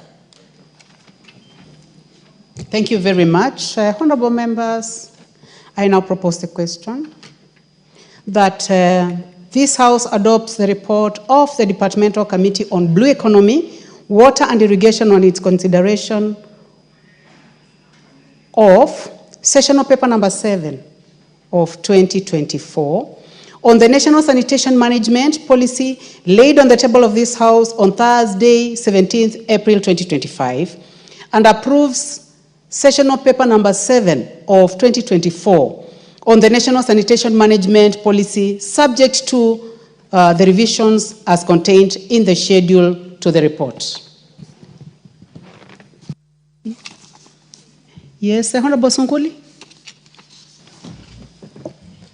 Madam Speaker, I would like to support this policy, although in my opinion, it is not adequate.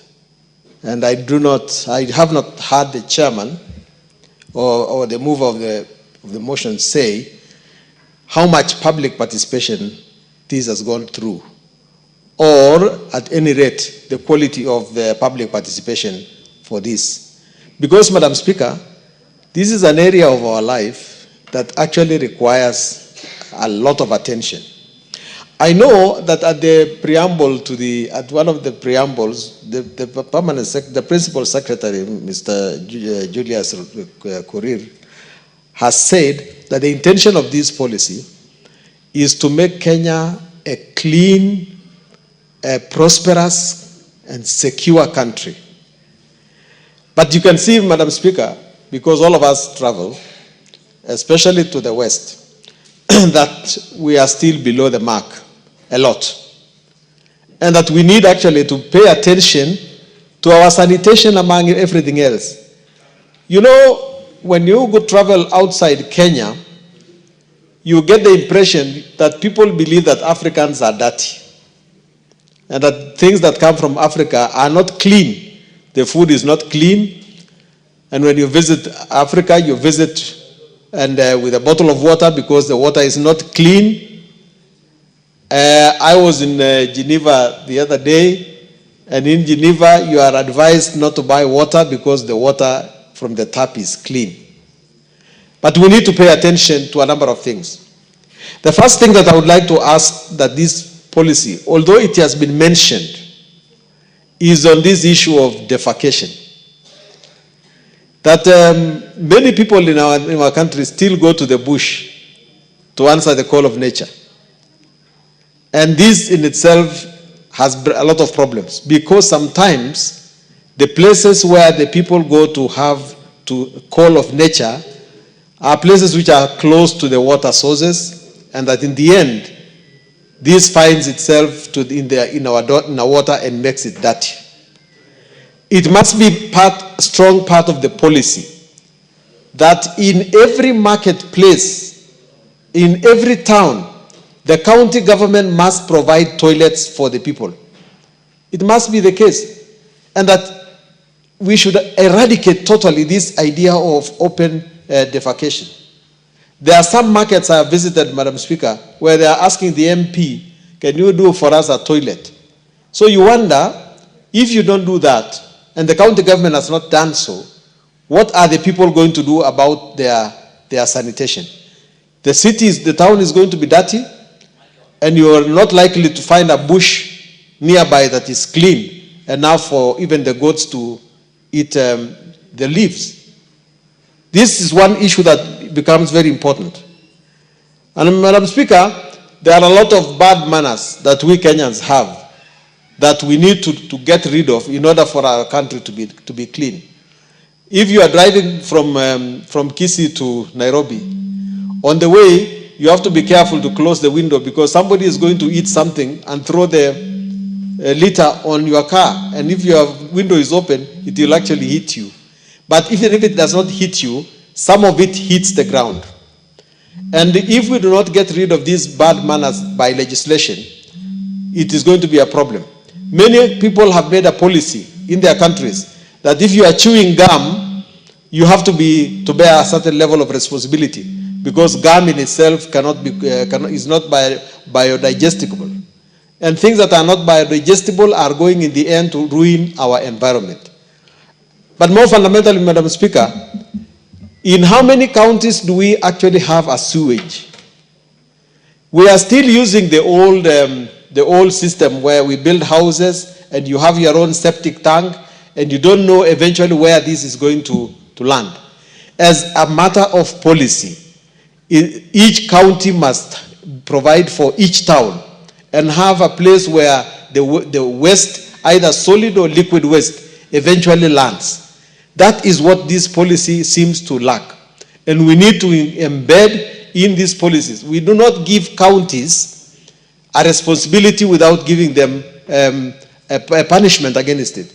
We must say what exactly happens to counties that do not provide for sewages, that do not provide for sanitation. Madam Speaker, I hope that eventually this policy will be amended, that eventually this policy will be brought to be customized, and more public participation, better public participation be carried out so that we can have clean and safer cities. I support.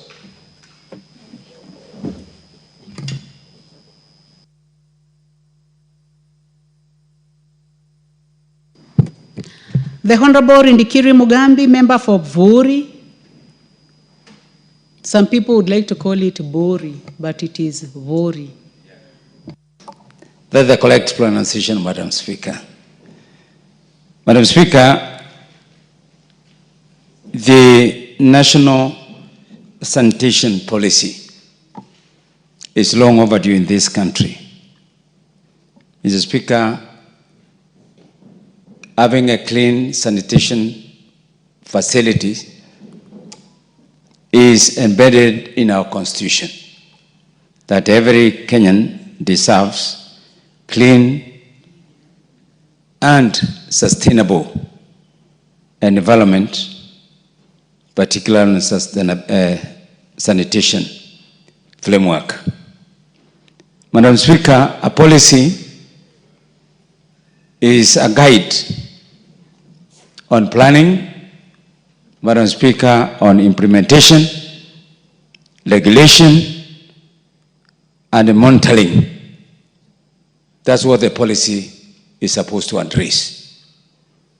Madam Speaker, a policy, just like my colleague on Sunkuria said, is supposed to set clear objectives of what needs to be achieved.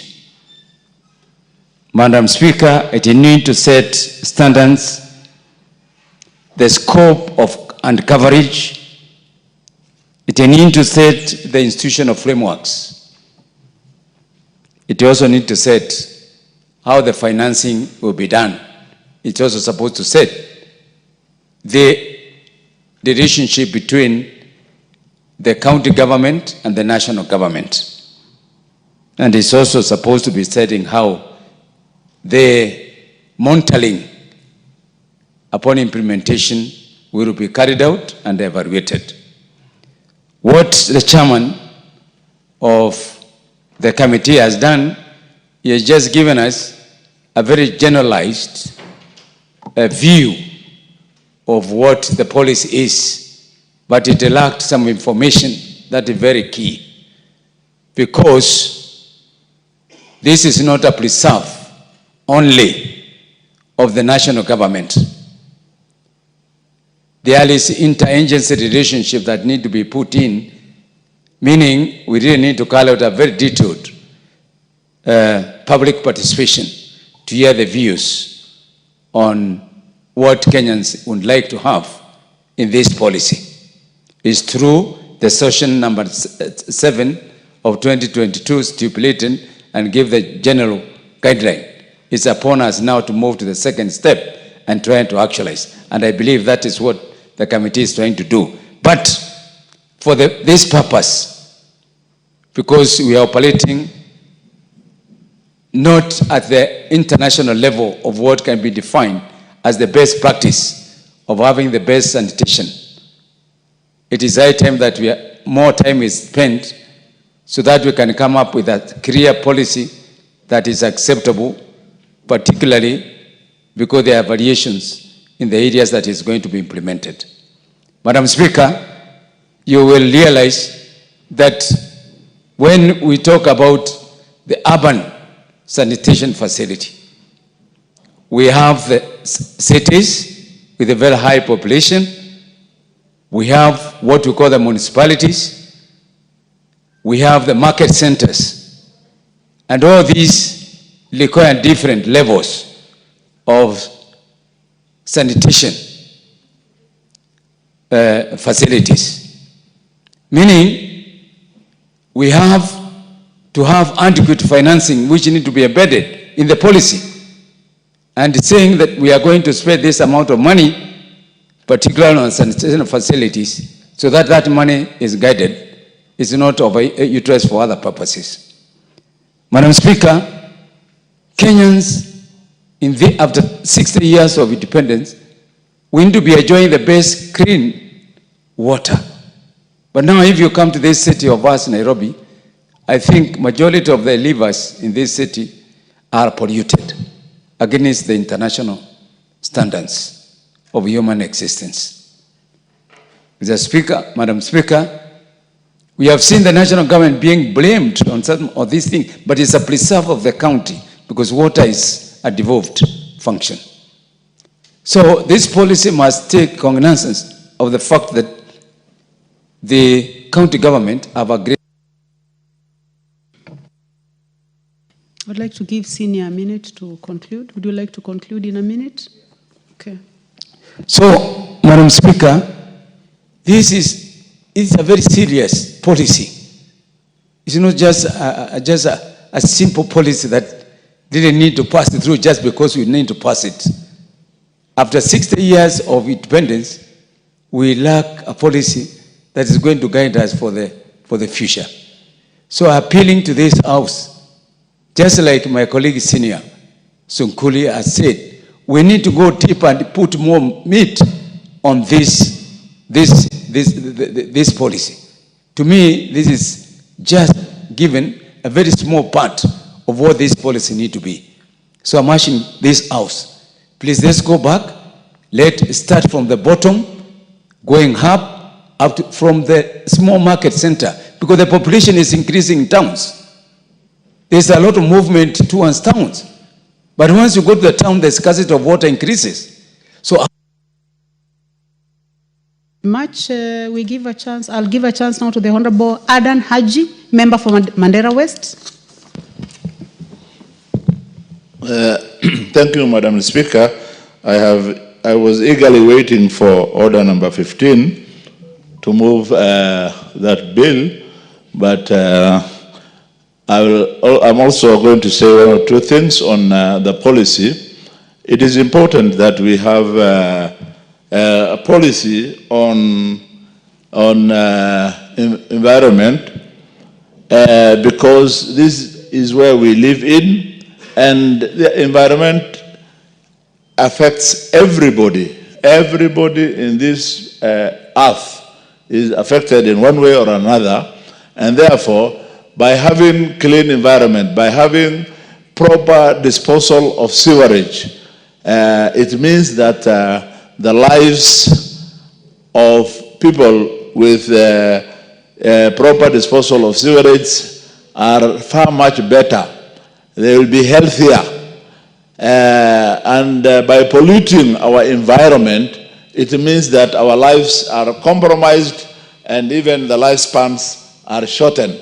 And therefore, it is very important to have a national policy, and as my colleague said, at different levels, because we need to have different areas or different urban centers, villages, municipalities. We need to have each one of them a proper way of management of the environmental pollution systems, and hence this policy must be very explicit. What we have now is rather a skeleton. It must be very explicit. It must show steps that are expected to be taken from the very low village level to the urban cities, so that once it is passed and put into law, then we don't have to come up with annual amendments of the bill because ABCD has not been taken care of. With these few remarks, I think I say I support, but need to do a lot of work. I'm eagerly waiting for order number 15, Madam. Thank you, sir. The Honorable Oscar Namulindo, member for Matungu. Thank you, Madam Speaker, for giving me a chance to express myself on this motion before the House. And from the onset, I would like to say that I support the motion as on the floor of the House. Madam Speaker, the National Sanitation Management Policy actually is long overdue, and it should have been enacted in this country almost 30 years ago. Madam Speaker, right now, it is a shame as a country that 50 plus years after independence, we still have polluted rivers, polluted lakes, and we do not have a very elaborate system on how to manage our waste disposal systems. Madam Speaker, first I would like to thank the chair who moved this motion for coming up with this motion today so that we can have this management, sanitation management policy in place. Madam Speaker, unfortunately, as I listened to the mover, I did not get true facts or real facts about how we are going to manage, to have a policy of sanitation management in the rural areas. Madam Speaker, I'm here representing a constituency, a rural constituency. But the policy is majorly concentrating on the urban areas and how to manage sanitation in the urban areas. But in the rural areas is where the majority of Kenyans live. In the rural areas is where very many families actually call home forever and they do not have anywhere else they can go. Madam Speaker, up to now, even as we speak, we have so many families that do not have water. We have very many families that do not have a compost pit or a dump site, and we have very many families which do not have a toilet. And therefore, Madam Speaker, there is need for this National Sanitation Management Policy to put into consideration how we are going to handle the sanitation issues in the rural areas where the majority of voters of this country live. Madam Speaker, even as we speak, there are so many people who do not have access to toilets in the rural areas. And what happens is that actually they make use of the bush, as one of the members said. But unfortunately, Madam Speaker, nowadays, we don't have many bushes because people have, population has increased. People have built houses everywhere. So where do people get bushes? So there are no bushes. So what do? They resort now to the flying toilets. The flying toilets are no longer a preserve of the urban slums. They have now even moved to the rural areas because very many families do not have this simple facility like a toilet. And even in the rural areas, when you come to rivers or lakes, whatever water body that is available, there is serious and gross mismanagement of sanitation on those rivers. You will see most rivers, people bathe directly in the rivers, while others are bathing upstream. The others will be drawing water downstream. And they even wash their utensils, they wash their clothes directly in the river. And that actually impacts negatively on the sanitation of that water body, because others use the same water for drinking downstream. So, Madam Speaker, there is need for us to also consider the rural areas when we are making these policies, so that we don't look like. Thank you very much. The Honorable Professor Phyllis Bato, member for Moiben. Thank you. Thank you very much. Thank you, Madam Speaker. I also rise to support the bill from the Department of from the Departmental Committee on Blue Economy, Water and Irrigation on this particular policy, because, Madam Speaker, in as much as it has been said by my colleagues, and I agree that the policy should go deeper and try and address every other issue, I agree that it is a very important bill because of what is happening in Kenya at the moment. Madam Speaker, water and sanitation has been skewed to the issue of water alone, to an extent that the issue of sanitation has been relegated. Madam Speaker, in Kenya, as we speak,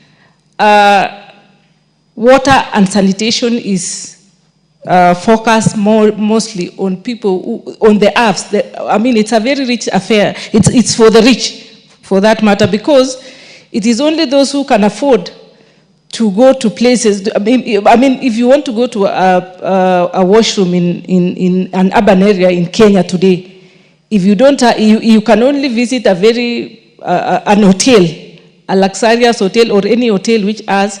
But for any ordinary Kenyan, you must part with some money for you to get the services. So it becomes very difficult. And it is a nationwide problem, Madam Speaker. A case in point is my county, Uasin Gishu. You can imagine Uasin Gishu County, which houses the city of Eldoret, doesn't have an effective sewer line. So you can imagine that is a city, just like Nairobi City and Kisumu and Mombasa. What happens to the other small urban areas? What happens to the rural areas?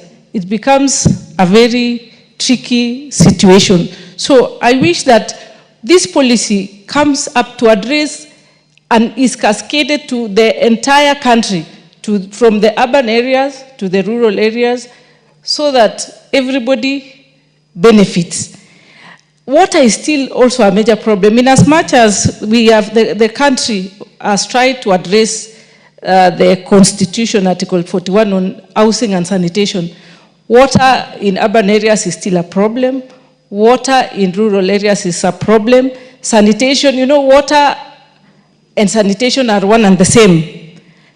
You need water for a clean environment. We have also concentrated on planting trees, greening Kenya, but we have not concentrated on waste management. Such that we have, small business people have come up with ways of managing waste in Kenya. Like in our estates in Kenya, for instance, you will find that we have organizations which have taken up the matter, and they are very exploitative. They charge Kenyans very exorbitantly for waste management. So I hope that when we come up with this clear policy, watertight policy, it should address it should address all the issues, including the issue of finance, so that we don't come up with a policy which eventually it ends up exploiting the Kenyans, the Kenyan nation more. Those small those business people who have started, who try to manage the waste, should not be overtaxing or overcharging. If you visit, it has become a very serious business for anyone who has connections and can get access to getting a license to manage waste, because you charge any fee irrespective of what services you are going to provide. So, Madam Speaker, now that my time is up, I really support this policy, and I wish that the committee goes further and does public participation and gets the views of every Kenyan, so that once it is done, it will not go back and forth revising it. I support the bill. Thank you very much, Professor Barto. The Honorable Caleb, member for Machakos Town.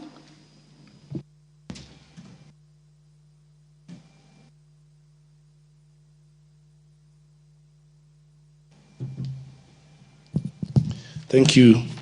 Thank you, Madam Speaker. I raised to support the bill for the National Sanitation Management Policy. And I join my colleagues when they say that the policy should have gone deeper, actually, to really take care of the sewer part. You know, we've dealt most of the time with water, and we concentrate our effort now sewer, because all the houses, the dwellings that are around the river emanate raw sewer to Earth River, and then that raw sewer goes to the big dam that we are building in Thwake. So if we do not take care of the sewer system and have good policies that are taking care of the sewer, we are going to have a big sewer in the name of a dam called Thwake, which is costing the government a lot of money. So Michuki tried to clean the river, and it is possible. It is very possible for us to clean the Nairobi River and the rivers that surround the cities, so that we can have clean rivers. We also have some effects of having this sewer in our lower area. You go down from Machakos, you know that river flows from Machakos, goes to Mwala, goes down to Thwake. You find that we have funny diseases that are being caused by this unkept or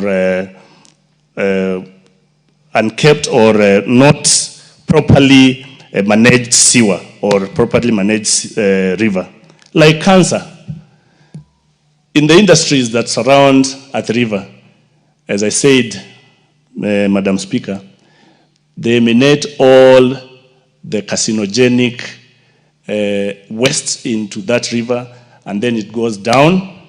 That water is used by people in Mwala, in Machakos, and it is very dangerous water because it has this cancer-causing chemicals, the carcinogenic chemicals. So, Madam Speaker, I support the motion, but we have to go deeper and further to really bring policies to take care of the sewer system. Thank you, Madam Speaker. Thank you very much, member for Machakos Town. The Honorable Agnes Pereyo, member for Narok North. Thank you, Madam Speaker, for giving me this opportunity to support the bill. This is a very important bill. The sanitation bill is very important. And I think it should go beyond the urban areas and consider the rural areas. Because when you look at the rural areas, people have no toilets, and the rivers that are there are dirty. not fit for human consumption, because these people don't have where to go. And I think it is time that the county governments take the responsibilities to make sure that in all towns and in all markets, they build toilets for the people that attend the markets.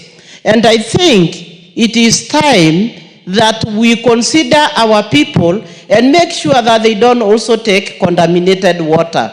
So I think it is important for the bill to be looked at again so that they can bring in the rural areas and so that we can make it a bit stronger to make sure that it addresses the problems that are faced by our people. So I support the bill, and as the speaker said, most of the towns or markets have no places where people can release themselves. So I support the bill. Thank you. Thank you, Honorable Agnes. The Honorable Salah Yakub, member for Fafi. Honorable members, it's a report by the departmental committee for those who would like to debate. Thank you, Madam Speaker, for giving me the chance. I rise to support the motion on the House on National Sanitation Management Policy. This is a policy which has been lacking in our management of sanitations in the country. We support this motion because of many reasons. One is that improved sanitations leads to improved health. Improved health leads to reduced budget of national health expense. Madam Speaker, most of the diseases now this country is facing is infectious disease. Diseases which are either airborne or waterborne. These are diseases related to sanitation. Lifestyle diseases are very rare, although on the rise, but were it that today we had a compromised and a holistic sanitation policy, then the issue of infectious diseases could have been on our tables today, which means our budget on national health could have been reduced. Madam Speaker, sanitation levels in our counties have really reduced, is appalling, that's what I mean. A case in point is, I come from Garissa County. The headquarters of Garissa County is Garissa Town. There's a sewage done by World Bank to the tunes of billions. But 75% of Garissa Town residents still use septic tanks. They are not connected to this sewage line. And the sewage itself is bursting as we speak today. And because there's lack of sanitation policy, which leads to an act which could have led to people being held culpable, that effect of that sanitation or sewage of such magnitude is not felt in Garissa. So inception or consideration of this policy will help cater for such incidents. Garissa County, 70% of it uses underground water. Underground water, consumption of underground water is subject to sanitation level. Majority of people use pit latrines in those areas. So our consumption of that water could have been of higher standards if sanitation policies in this country were in place. Wajir is a case in point, where the water table of Wajir town is very low. And most of the water of Wajir town comes from underground water. Sanitation is appalling. 60 years down the line in independence, Wajir headquarters, Wajir town today has no sewage, functioning sewage project or of the magnitude of millions. I don't know whether it's existing, but I think it's not there. So we are supporting this policy because we know the effect it will have on our people. We know the effect it will have on this country. We know that as a developing nation, we want to reach the level of developed countries. And if you want to do that, then the sanitation level in your country should be of higher standards. If you see a country, a neighboring country like Rwanda, you will be shocked the level of cleanliness of that environment because they have functioning policies and acts which are in place. Our dump sites in this country are not the standards of MCA standards, MCA laws. Anybody who feels like dumping something dumps wherever he wants. County government have no functioning legislature guiding most of them, or if they are there, they are not enforced to the level it's needed. Our hospitals lack incinerators. Because of that, you will see when you go to hospital, you will visit a hospital facility, you will be shocked to see the number of needles, used needles, syringes, bandages, which have infections lying around there. So a policy like this, national sanitation management policy, will help us convert such kind of incidents, make this country a healthy nation, give us a clean environment, reduce our national health budget. Madam Speaker, I rise and I gave my submission to this in that I support this policy, and I hope this policy is fast-tracked so that we have an act guiding to that. Thank you, Madam Speaker. Thank you very much. Honorable members, there be no other interest in this bill. I would like to call upon the mover to reply. And information on the Speaker's desk is that the Honorable Dorothy Ikiara, you are replying on behalf of the mover, the chairman of the committee. Please proceed to reply. Thank you, Honorable Speaker. Honorable Speaker, I first want to take this opportunity and extend my sincere thanks to all members who have contributed to this very, very important debate. Honorable Speaker, it is important to note that investing in sanitation is not a choice. It is something that we must do. Honorable Speaker, in the 21st century, it is not anything to pride ourselves in when we are talking of areas without proper sanitation. Honorable Speaker, I want to allay the fears of the members that we are only talking of the urban centers. I did mention that 21 counties have not even attempted to have sewer lines in their counties. And when we say that, it means we are holistically talking about the entire country. Honorable Speaker, we take cognizance of all the issues raised, and as a committee, I want to promise, Honorable Speaker, we'll synchronize all this and come up with an acceptable document that will serve this country behold today. Honorable Speaker, I beg to reply. Thank you.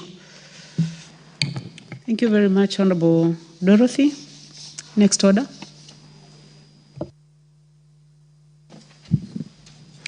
Order number 13, motion, ratification of the agreement on fisheries subsidies.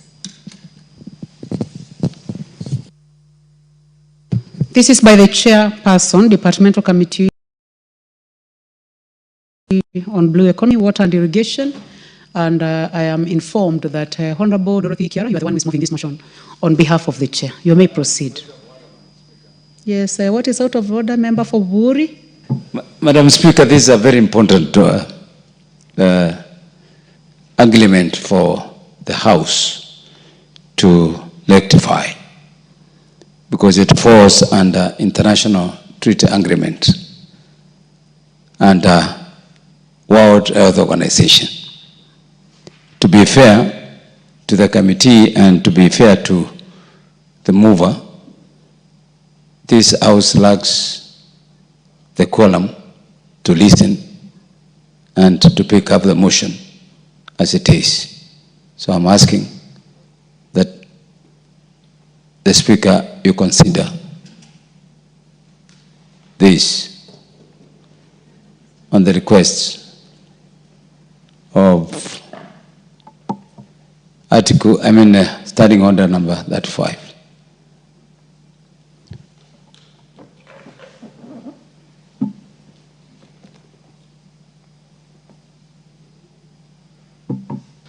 Thank you very much, Honorable Member for Buri. Honorable members, the Honorable Member has rose on Standing Order number 35, quorum during the proceedings of the House, and in line with that, I would like to order that quorum bell be rung for 10 minutes.